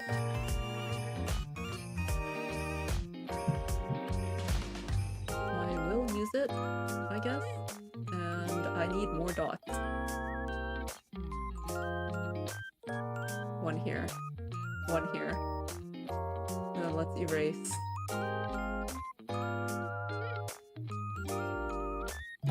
Those ones. And try to come up with what's going on here. Erase this one. Erase this one. Does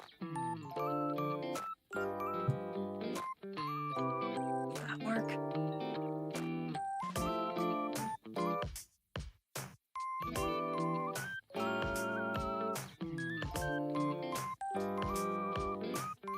Let's keep going. So we have this here.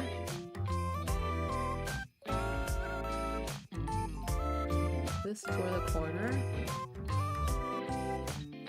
This for the edge. Eh, sure, why not?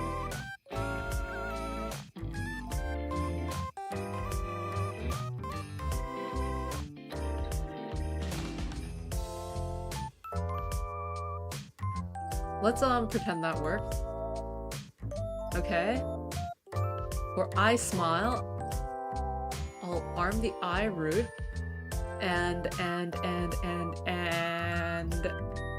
I'll have a path deform tool.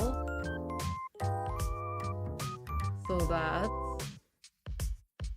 when my smile is on one tab, the shape of the eye is a bit happier.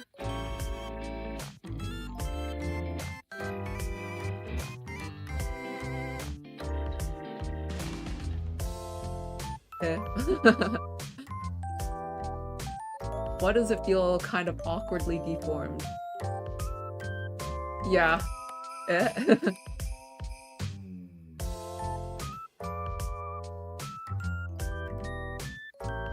Oh snap, the application has unexpectedly crashed.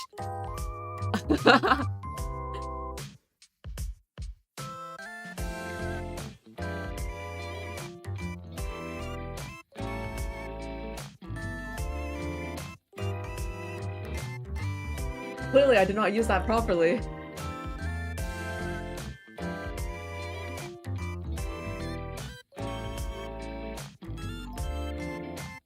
Alright, I'm gonna open it up again.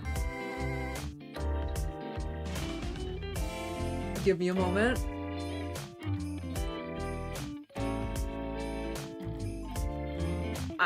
Hopefully it's saved. Ha ha ha.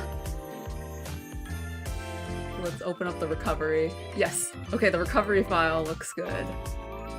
Here. Let's bring it back.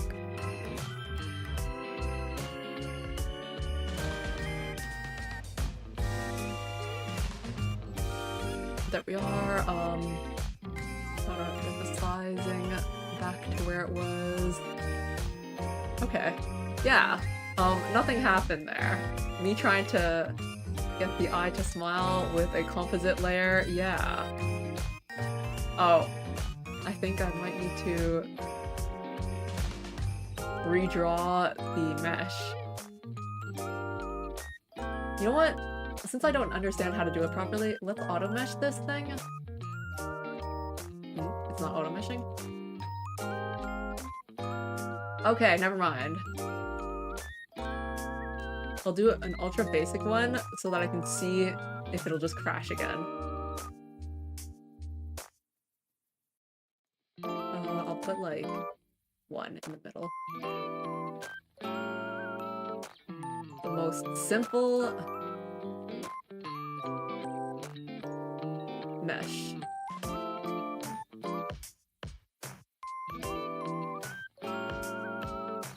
Apply. Okay, that covers the whole eye. I'll control F. The mesh group. I'll arm the eye smile. And then I will modify it manually.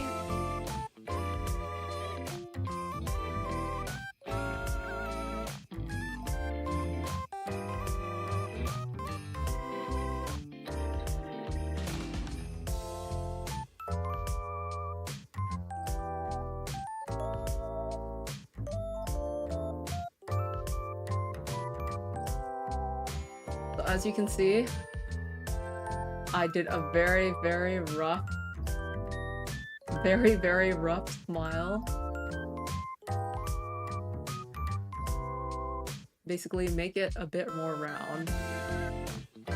Okay? And... why does... off eyelash not... top. Eyelid top. Wait, they fell out of the... There we are. Don't know why they fell out.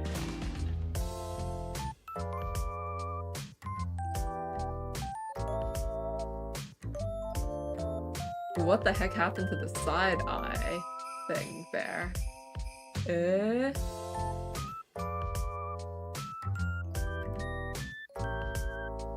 Undo, undo, undo, undo, undo.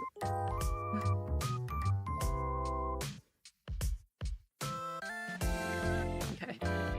Doesn't have anything. Let's put these things back. Because why did they fall out?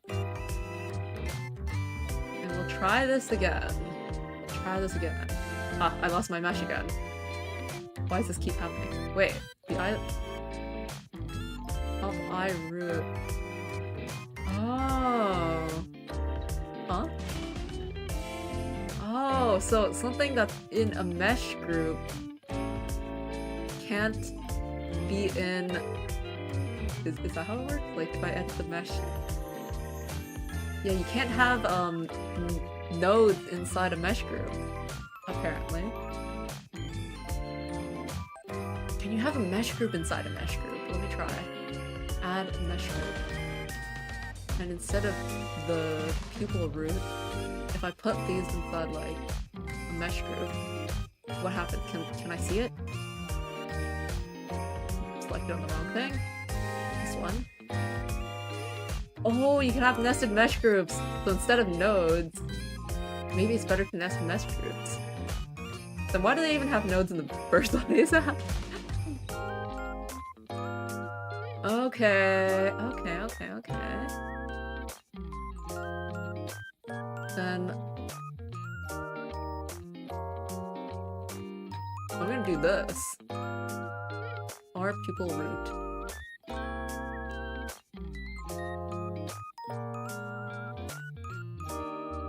Where did the node go? Control Z. Our pupil. Put those there. Oh, I guess since it's not named anything, it immediately disappears.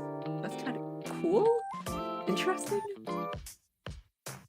But anyways, now my XY needs to be redone on here.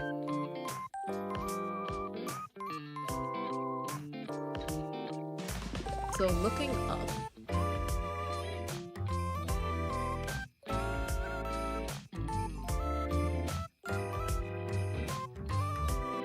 Is -10.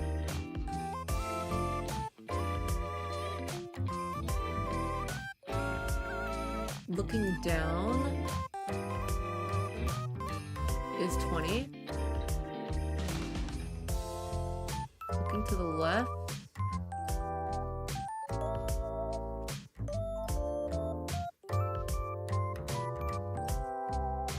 is -20. Looking to the right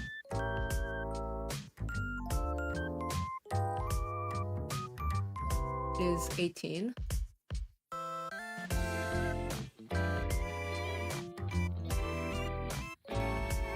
Alright, we're back.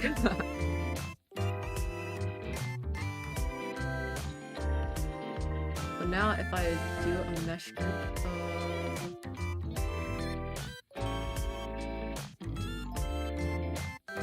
the top eye root.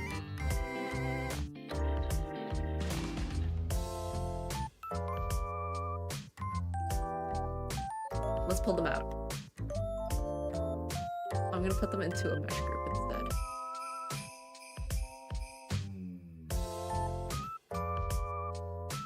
You know what? If they're a mesh group, I won't call them root. Roots will be for nodes, and then everything else is not gonna be a root. Top eye. So I'll delete that. Add a mesh group.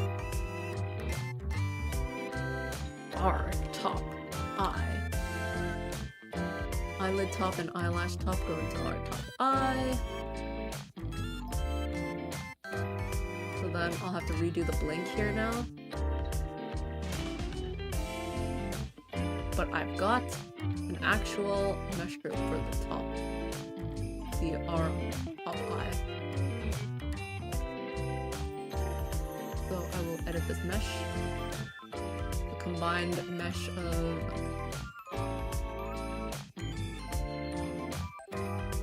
the eyelash and the eyelid.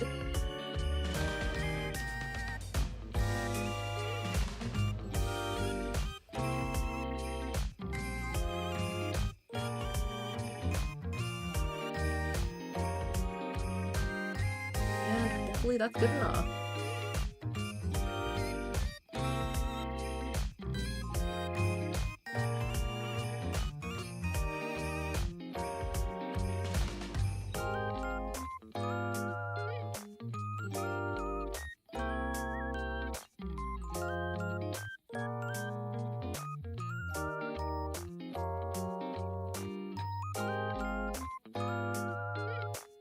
another one here.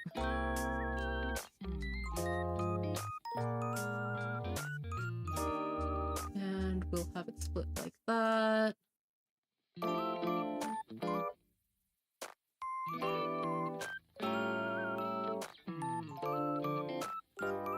Just like that. Okay.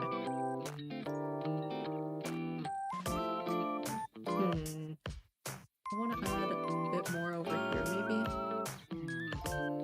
Like another one there.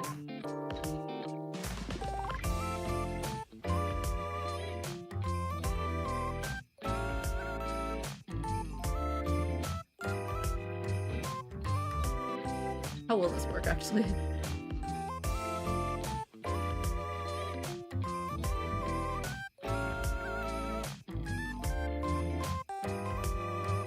Yeah, like this.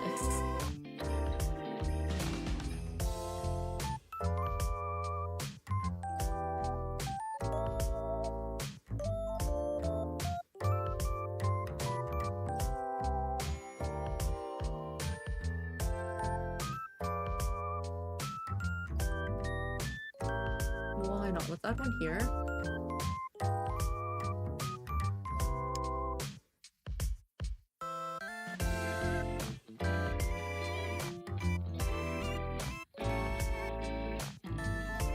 Let's try and figure this out again.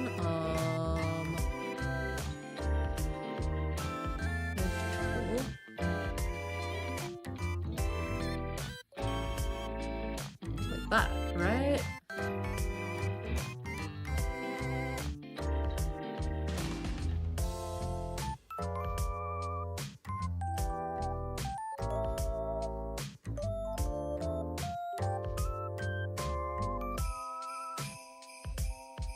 Fly.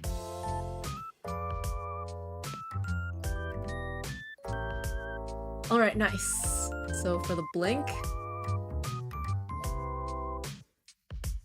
I'll arm it, and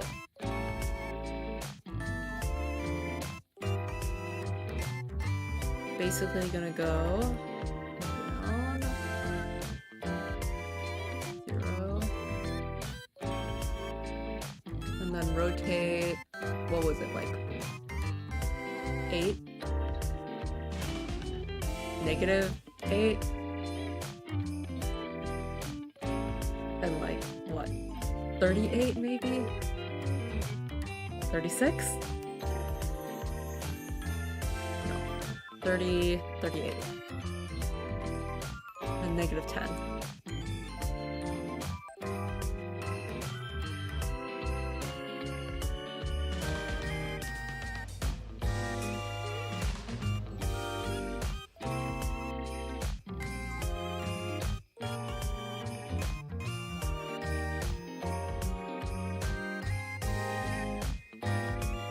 So that's like normal blink.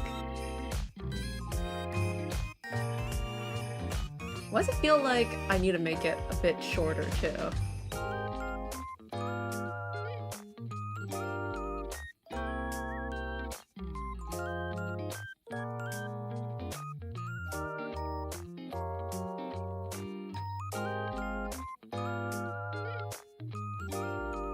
So like if I were to scale, like 0.9.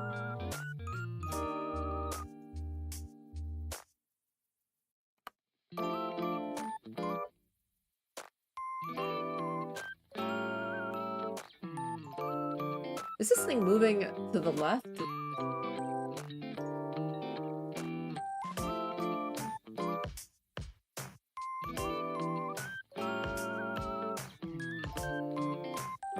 Is it because of the rotation?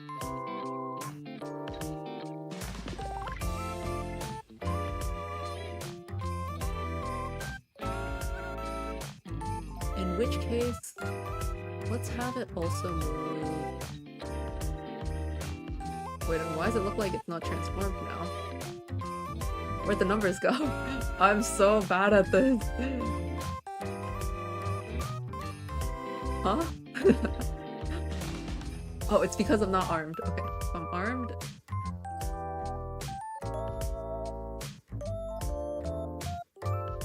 That doesn't mean anything. This one does. Let's move it by 5. And let's go back to like 36 here.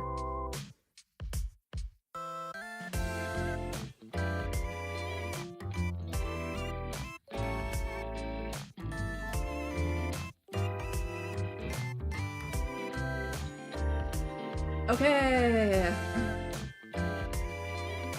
It feels like it's back! And now I can try making the smile. Edit mesh. Why is there a dot? Oh, that's where like the middle is? Give his full eye. Edit mesh. We're gonna make it kind of simple. I will give it like the triangle method, but they'll be big, very big triangles.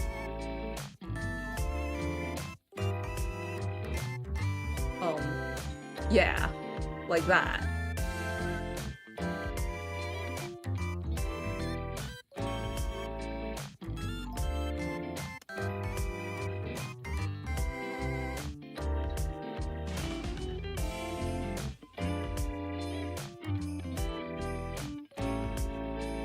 Like that.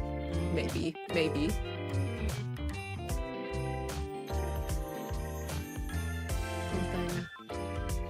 Something like this.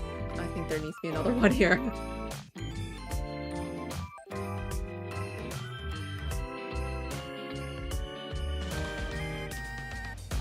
Yeah. And then let's just draw random triangles. If that's how it works. Maybe.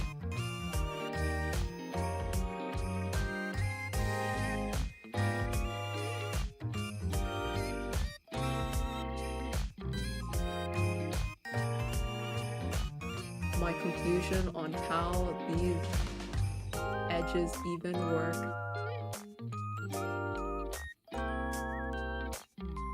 Okay. This will connect here, this will connect here, this will connect here. Like that, and then we need another dot here. Let's give another dot here.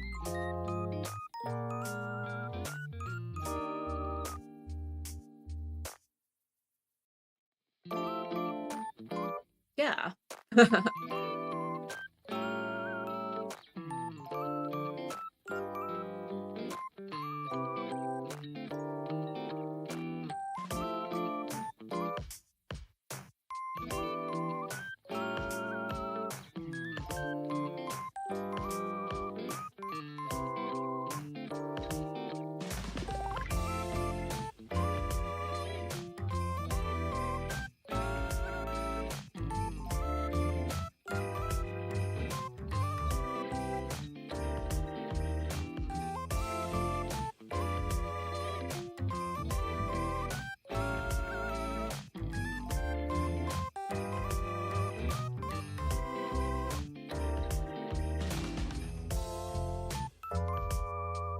Something like this. Okay.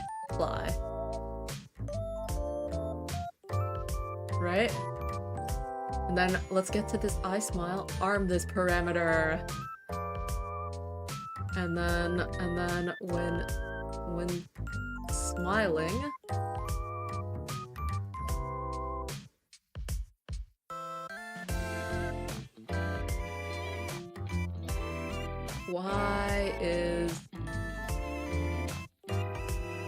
why is it transforming so weirdly?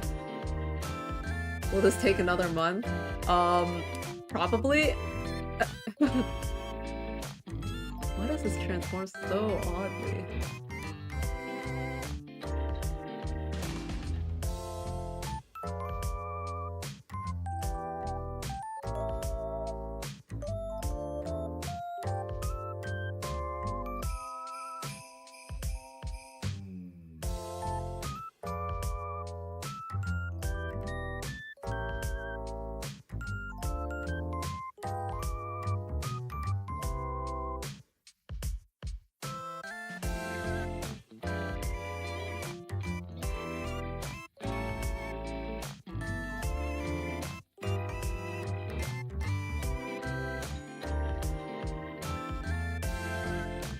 I deform? Remove. Control Z.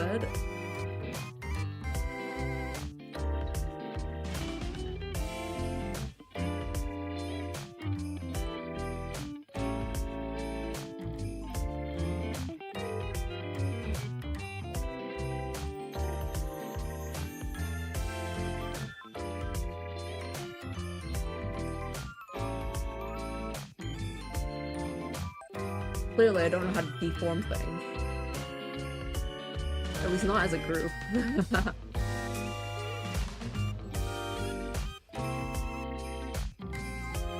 Like, if blink.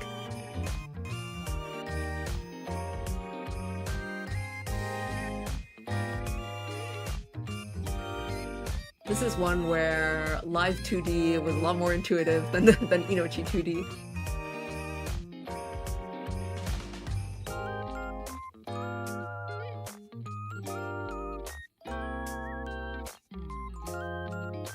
When blinking, arm parameter. No, not blinking, smiling.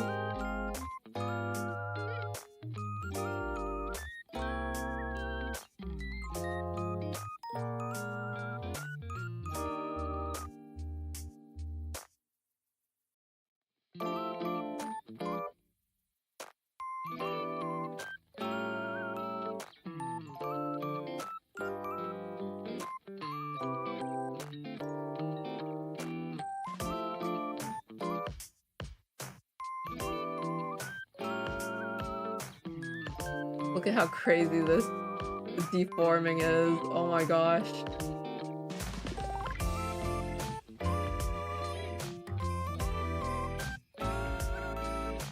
Gotta undo all of this stuff.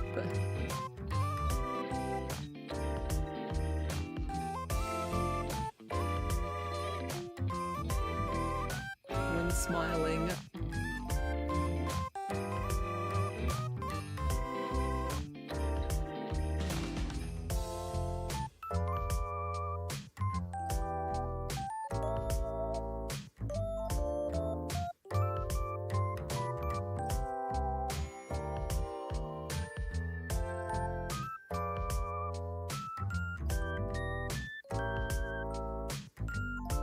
It'd be like a warp deformer. Actually, maybe that's what I should do instead. Instead of trying to like draw out a specific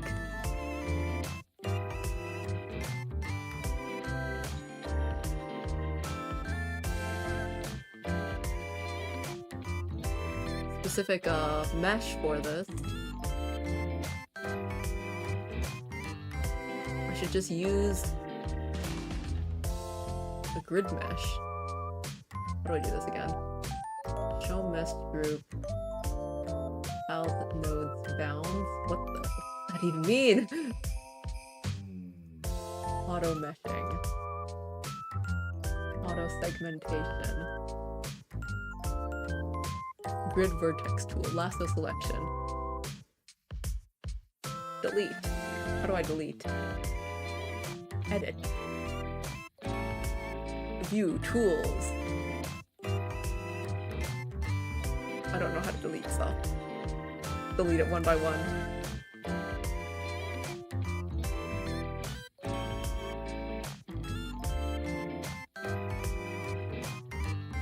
Grid vertex tool. Can I make a bigger grid?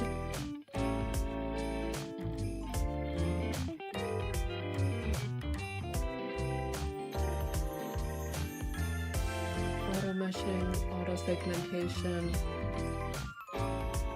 Well, let's apply this. I smile. And then if I were to modify it, I would be doing this.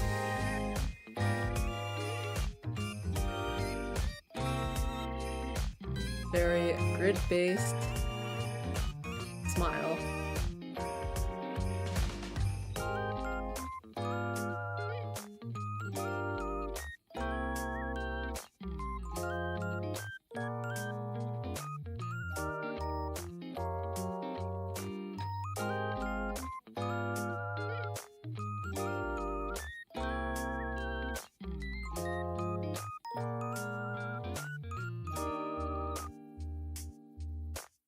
Let's try that.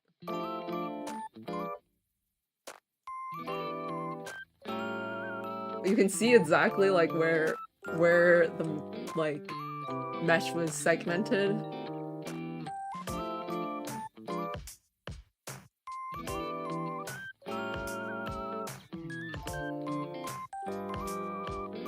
Nah, I don't think I can do this like this. I think I need to do it like for each individual layer.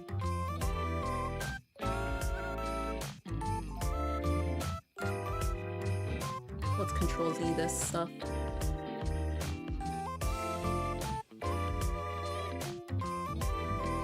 Okay, we're back.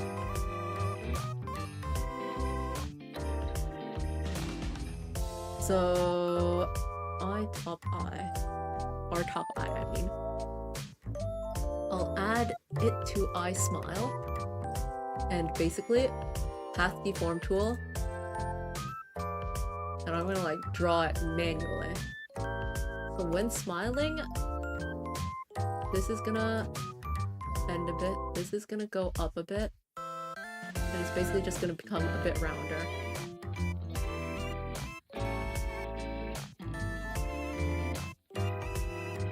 Like that.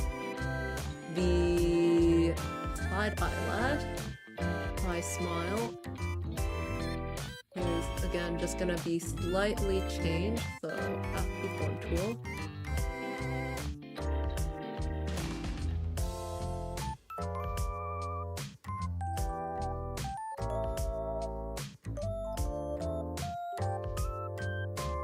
Just the slightest bit.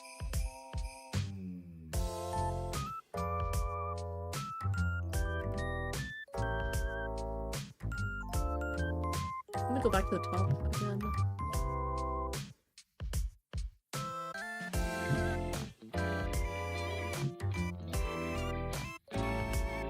I smile. Let me arm this again. Eh.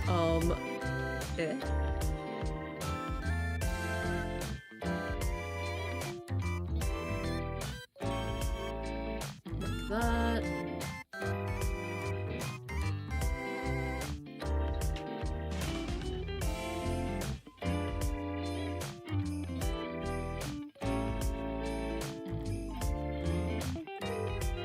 Manually adjusting.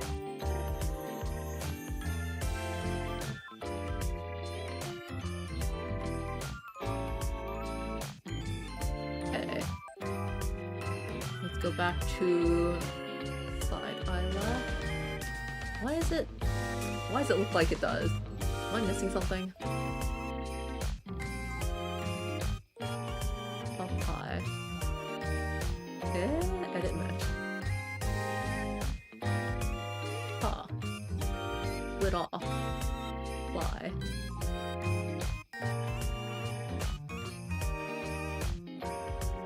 For whatever reason, the mesh doesn't reach the edge.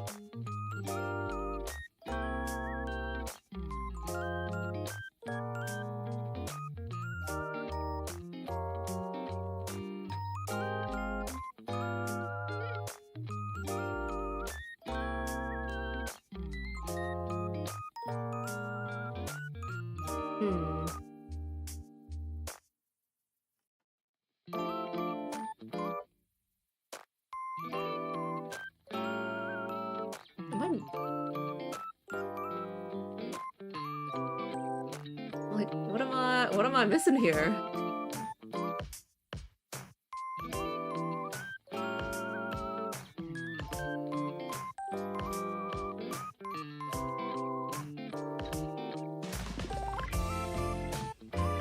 It's being moved.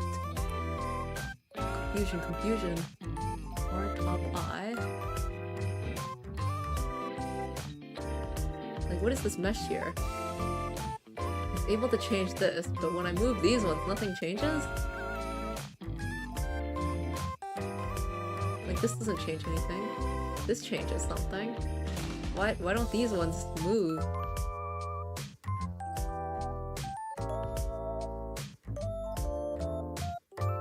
Just keep undoing stuff till we get back to our original state. Is that it?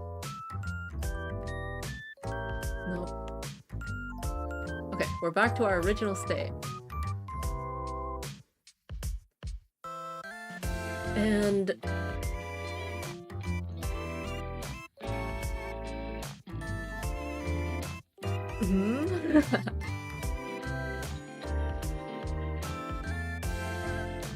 eyelash top, eyelid top.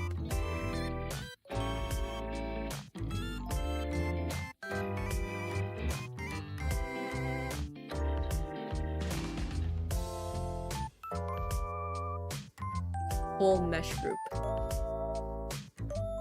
Arm parameter for the whole mesh group.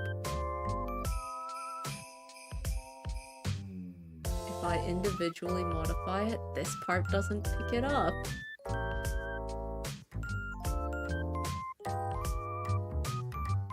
It picks up something.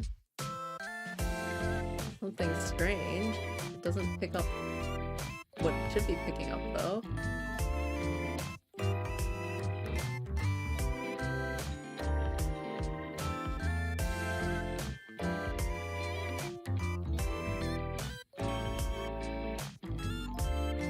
Okay, what if I do it per specifically like the actual thing? It doesn't move!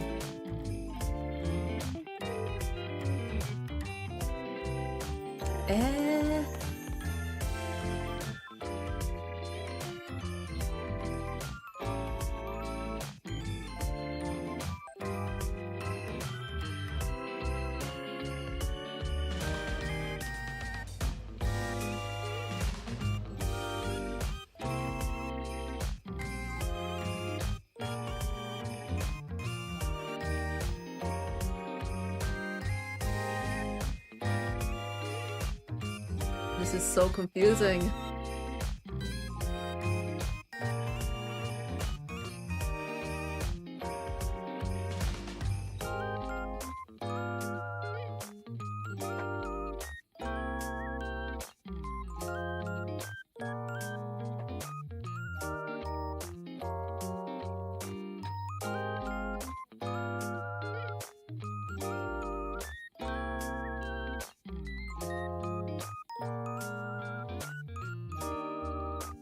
You know what I may do instead then?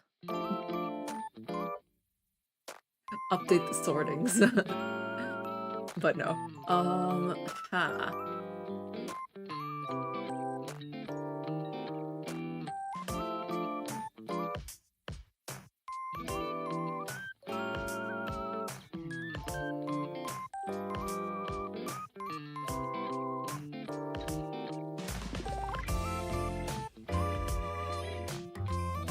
This looks so cool when it looks like that. Smile. I smile.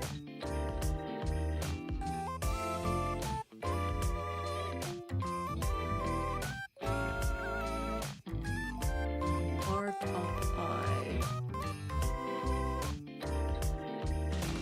R top eye root doesn't exist anymore, so I'll remove that.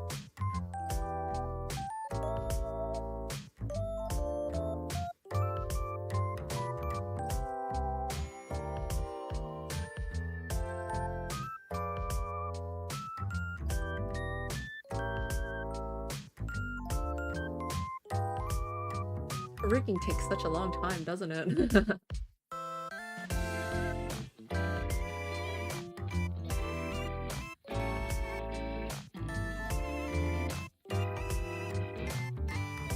You know, something else that's interesting is that there's this simple physics thing that you can add. So if I add an unnamed simple physics on the pupil and pupil and iris. No wait. What would I want simple physics on? Pupil and iris. No. On the eye highlight.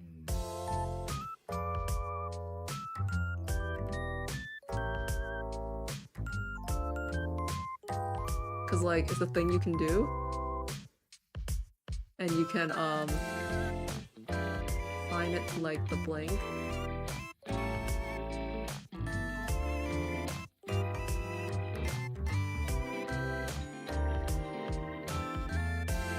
Unnamed simple physics. No, wait, not the blank. Unmap. The physics would be assigned to a 1D parameter where the R highlight, I would have it like, I don't know,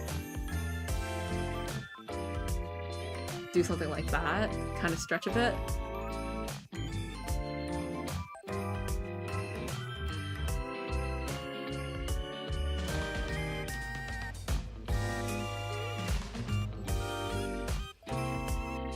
Oh, I need to arm it back. That's what's missing, huh? Okay, so it would stretch a bit.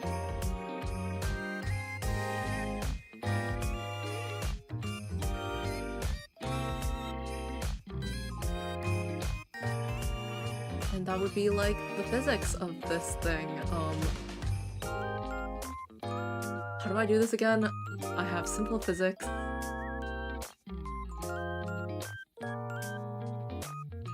RI highlight. Simple physics on the pupil, which are linked. Where was the linking thing again? Oh my goodness. Physics.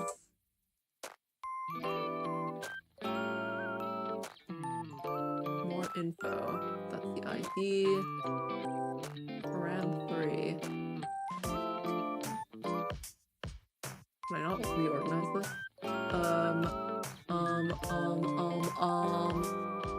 Gravity scale, resonant frequency.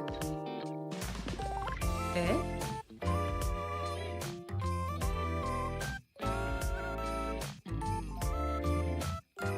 Drag this into here.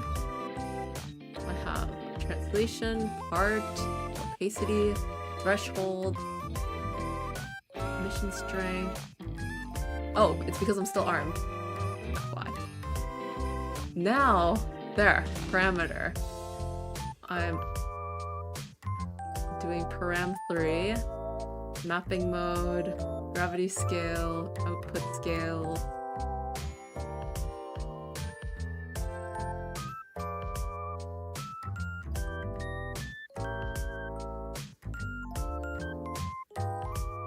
I think that's how it works.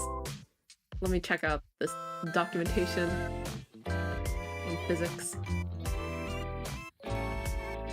Simple physics. Physics is a first-class citizen in Inochi 2D. Physics objects are displayed directly on the viewport on top of the puppet. By default, they follow the movement of the parent item and simulate a physical force whenever the parent item moves. So yeah.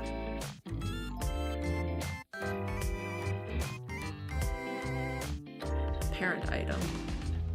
The pupil? The eye?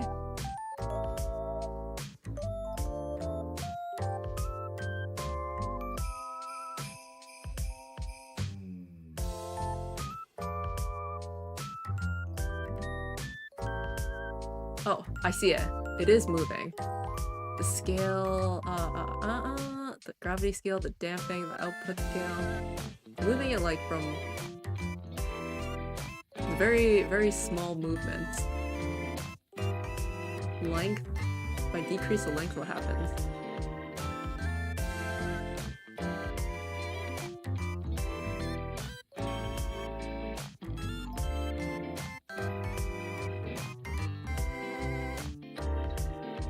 I wanted to activate on blinking though.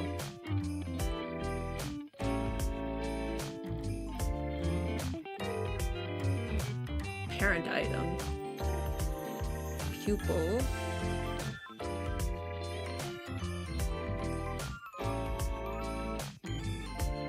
The R highlight would be under the movement of RI.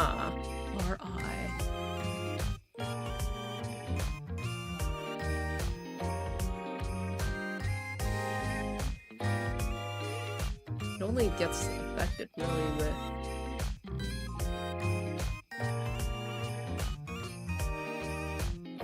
this thing even... Yeah, it is there.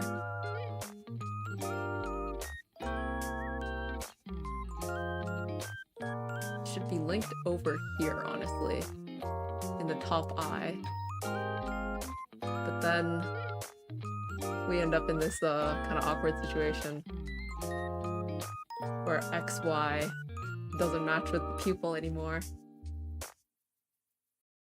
But it does mean that it gets the physics when you blink.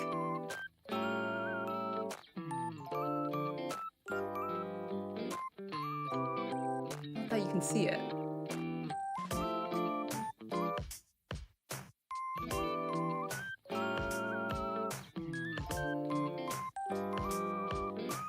In fact, what if I put the pupil... Yo, that's interesting thought. What if I put the pupil under the R top eye? That's gonna be crazy.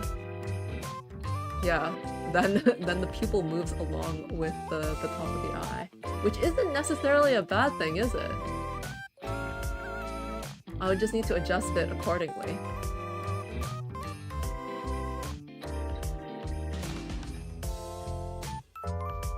I think I actually like that. So when the blink happens, I already have pupil moving a bit. So when it blinks, the whole pupil should go up. Our pupil translation is -20 on arm. Ah, and then over here it'd be 0. Okay.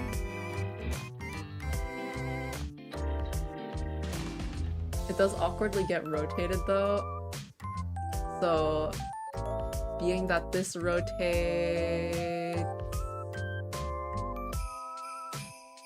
-10, the pupil should rotate +10.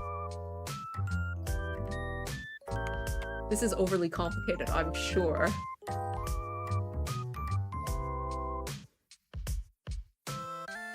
And then 0 here.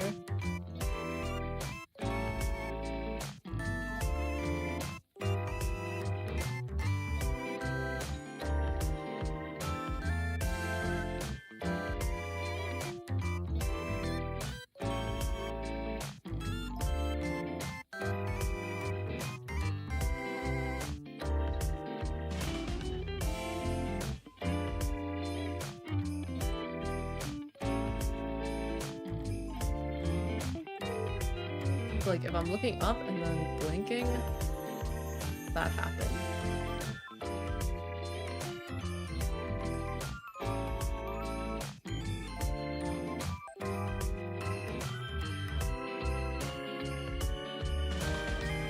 Okay, let's get these physics, mess around with them some more.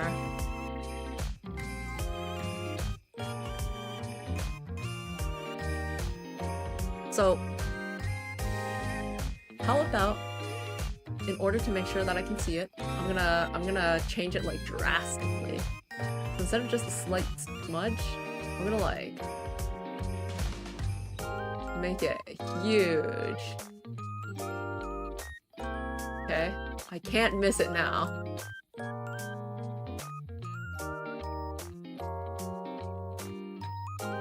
Oh yeah, I see it now.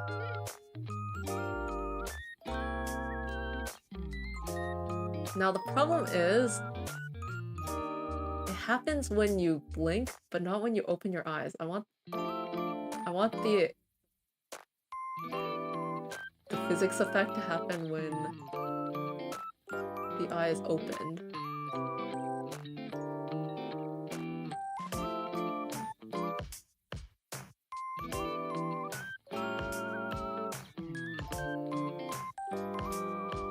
How do you reverse the physics? Type pendulum, spring pendulum.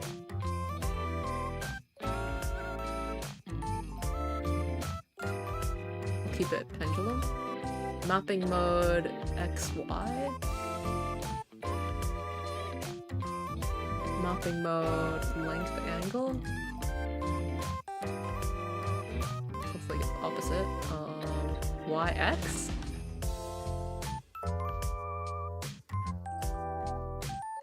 Okay, go back to angle length, gravity, scale 1, resonant frequency, output scale. What if I like put negatives in front of stuff?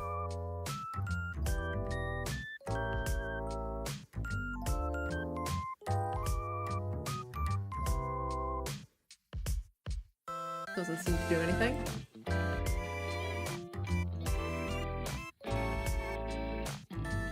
Simple physics.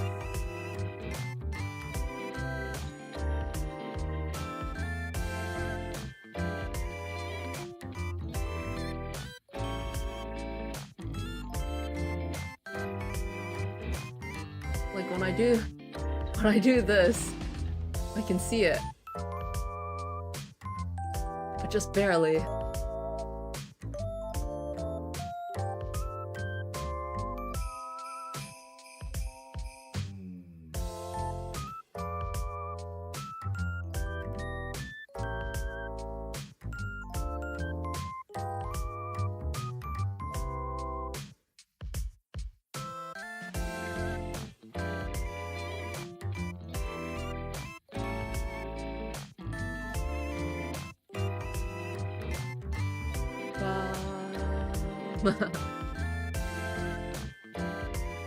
Well, let's mess around with this XY stuff.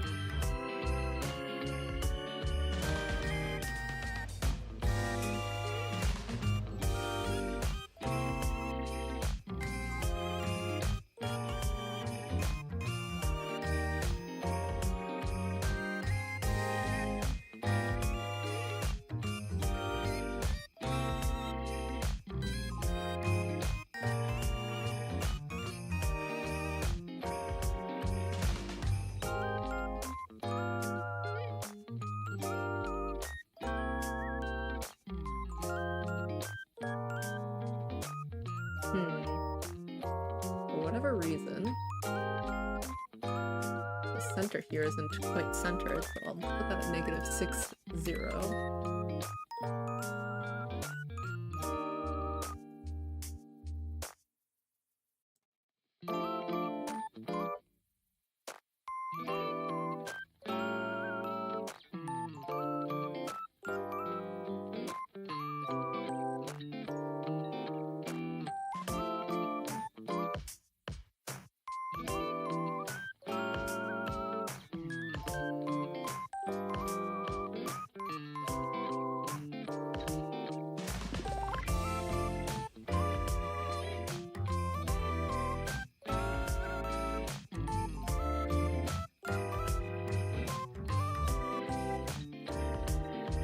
Inochi 2D reverse physics.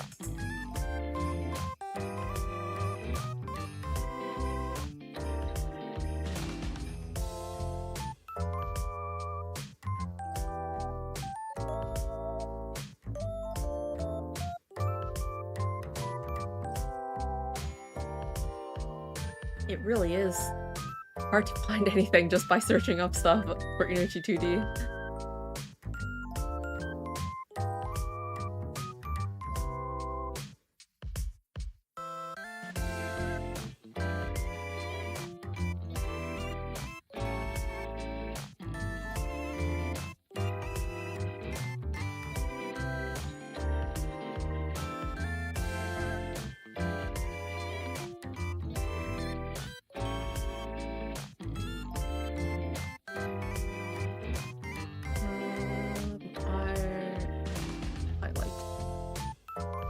Here, arm.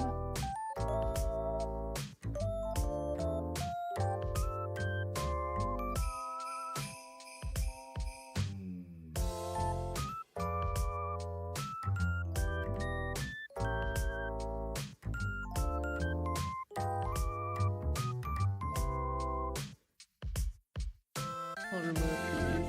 The only thing that matters is the simple physics.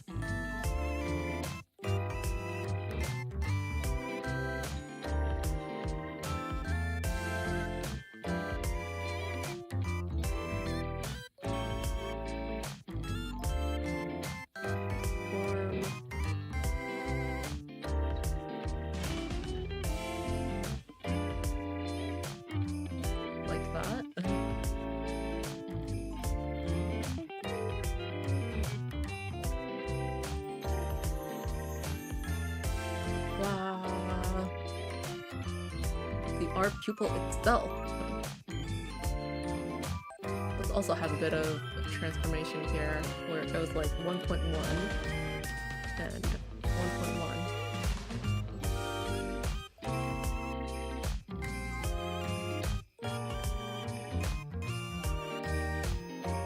Ah, right. And I also need to go over here and go 1 and 1. So now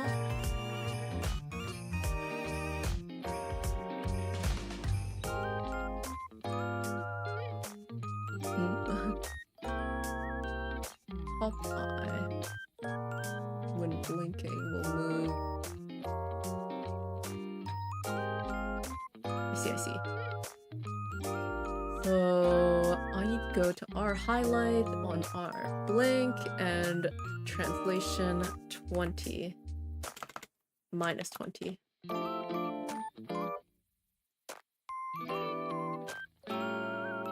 And then over here at 0.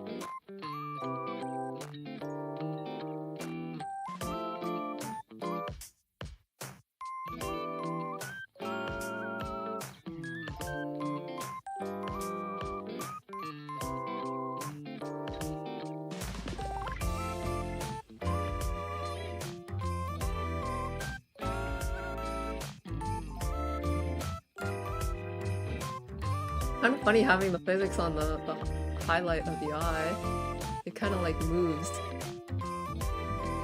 when you blink quickly, but you can hardly notice it. So it's not really that useful, I guess. But it's kind of bouncy.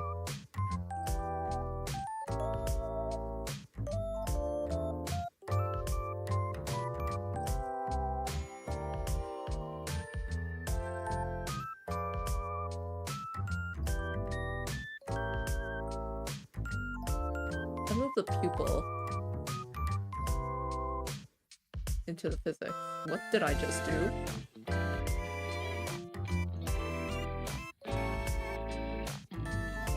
Have I just done something absolutely crazy?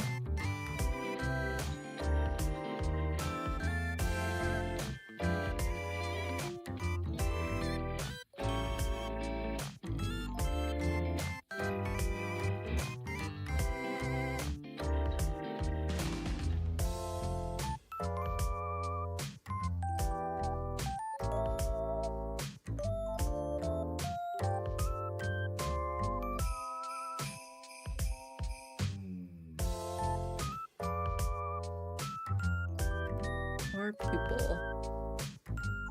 Add simple physics for the pupil, where param 3 is going to be the parameter. How does this look?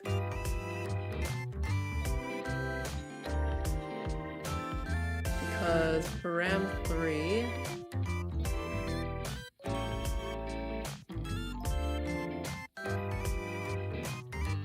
make it shrink the eyeball 0.9, not eyeball, pupil. Okay, so now that the simple physics are on here,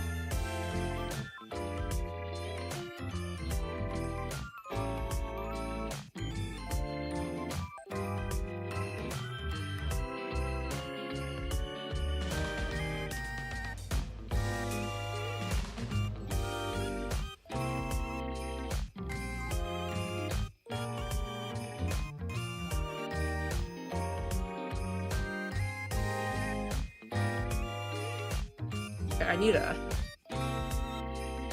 make this much more exaggerated. Let's make it like 0.3, 0.2, just so I can see that it's even working.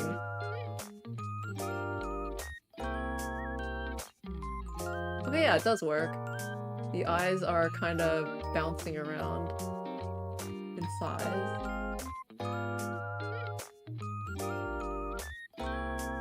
Like if I blink incredibly quickly. Not that one. This one. It does shrink. So I'll put it to 0.8 and 0.8. Ah, 9. 0.8. 0.8.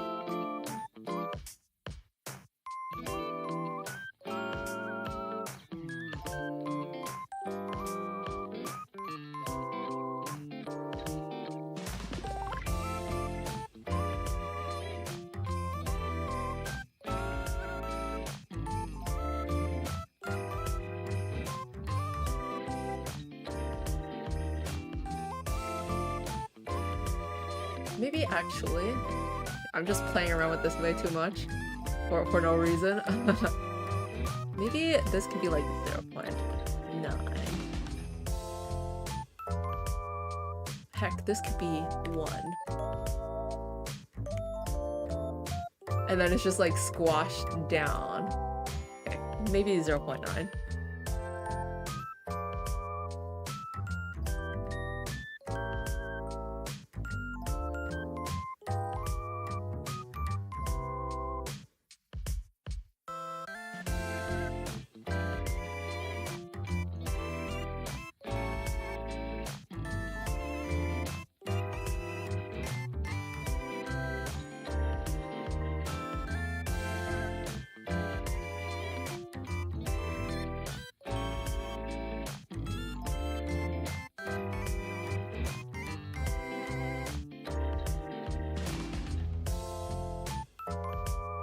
Control S.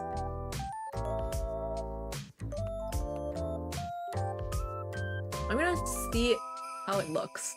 I'm gonna open it up in a viewer. And technically, I should be able to actually track it. So, if it works. Do you think it's gonna work?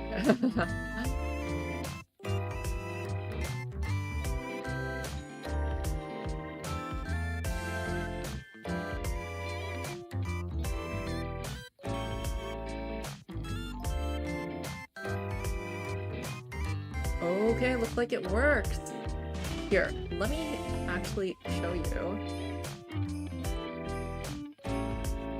I should be able to show it side by side, actually, with what I have. Let me, get it. Window capture.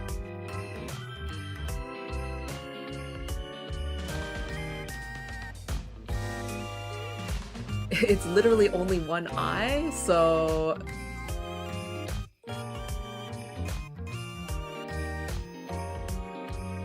Don't expect too much. Here, this is the tracking on it. Let's see, IXY. Where is that?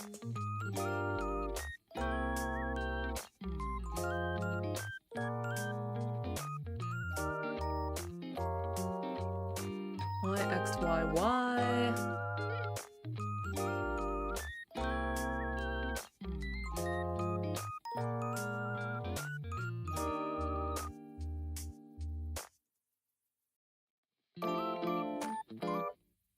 Okay. And I don't know if I have my X and Y correctly set, but like technically there's something there.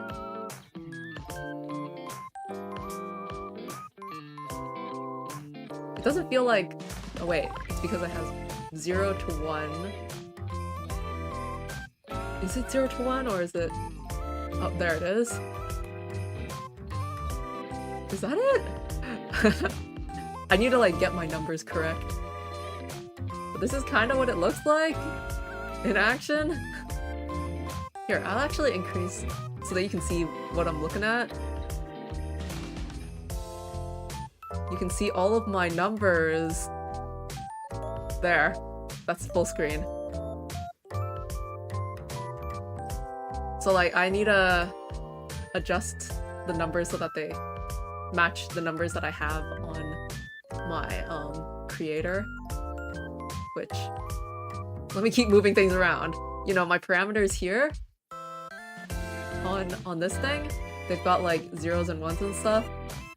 So that's how it knows where stuff is. So I need to like adjust these numbers so that they match with that. And I'm using the left, but it's actually right. Not that it matters, I'm looking at the same direction. But there's all of these things!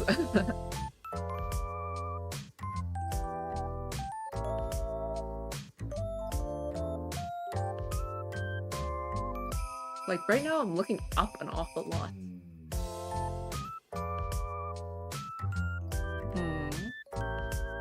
Like, if I look...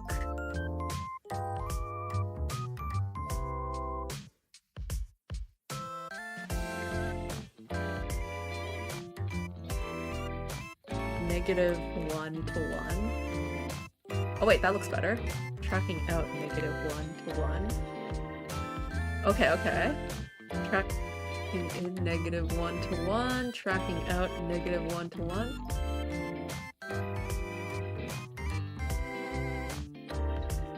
Alright.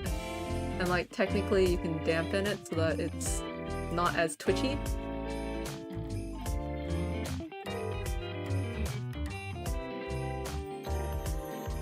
So yeah, that's what it looks like.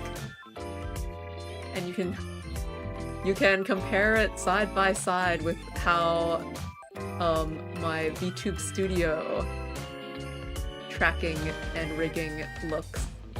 It's not a very fair comparison though, considering the amount of time and practice that I've had with one versus the other.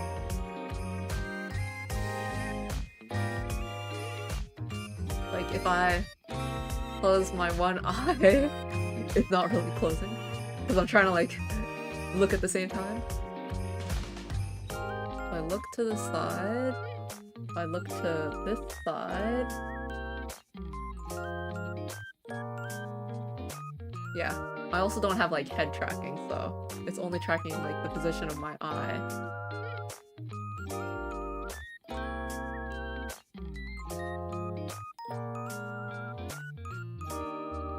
I wanna see if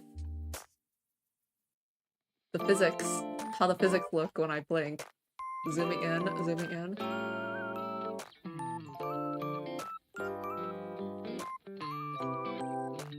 It does move.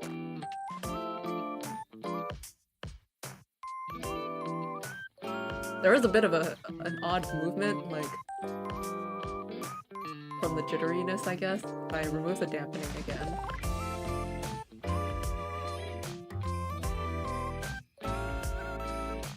It feels like my eyes just kind of go from place to place. I'm like looking around.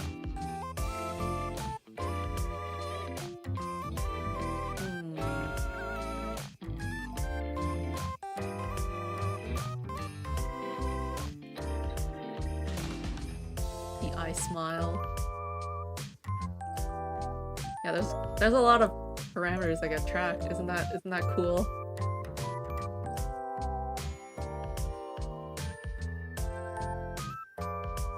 Tracking in, tracking out.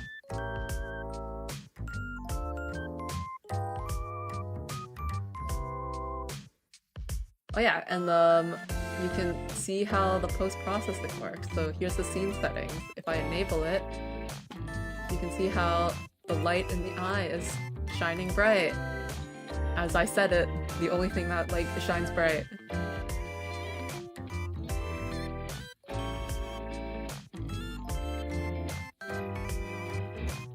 And so that's how rigging works.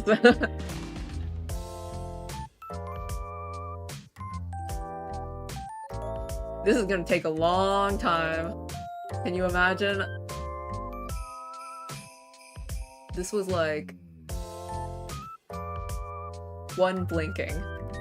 One eye blinking.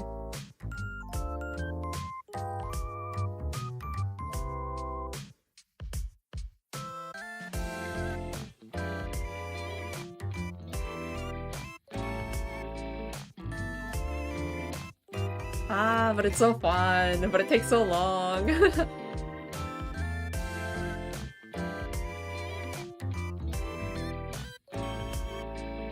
It's laggy. It's very laggy.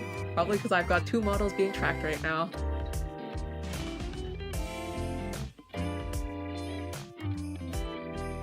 Alright. Let's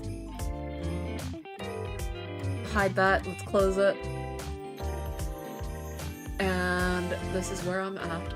Hahaha. So basically every single thing needs to be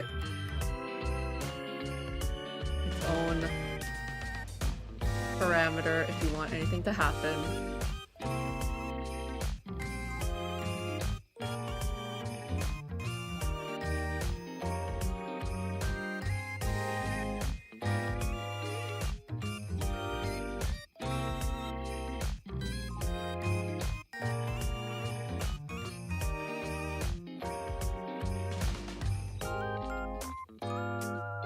I'll call this eye physics. Or rather, let's give it a naming convention. Physics. I. Any physics parameters, we'll just start with physics. Or maybe instead of the whole thing, let's just call it like phys. Coming up with naming conventions.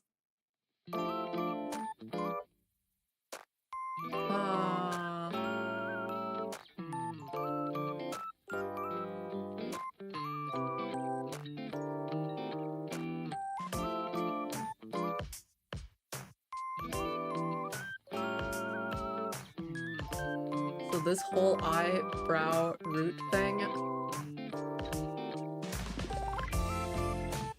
Control C, Control V does not work. Edit. Can't copy it.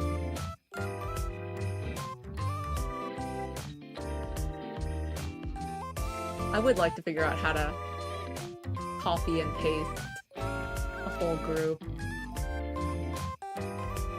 Editing base transform.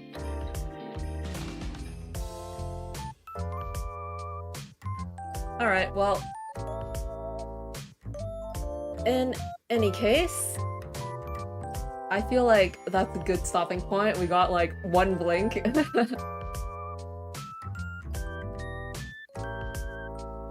As far as like what to do next,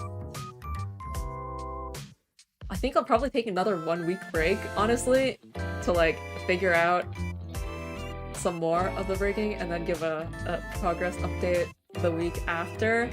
This is gonna take a while. This is gonna take so long.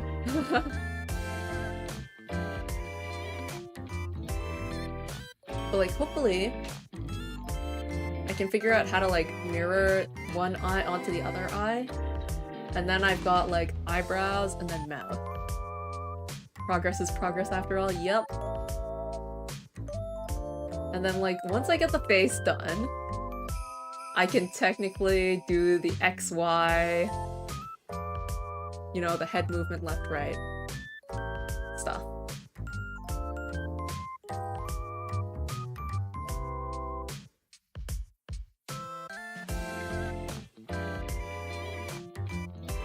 But yeah, at least most of the drawing is done.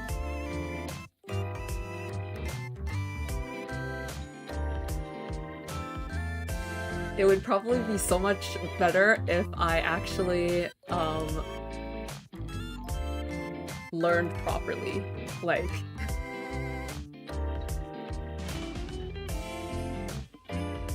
watch tutorial videos on how to do things. But I'm bad at learning like that, so it's trial and error, being like, okay, let's try creating this. Alright, well, I'll stop off here then. Thanks for sticking around. Feels so weird when the other eye doesn't move. Yeah. But once the other eye gets copied over, whenever I can figure out how that works, it's gonna be like almost there. Alright. See you next time.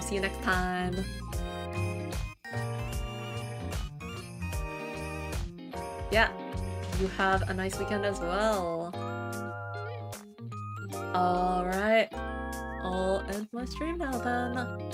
End card, go. The text is over top of the end card. Let me swap that order around. Alright, stream is ending. Bye bye.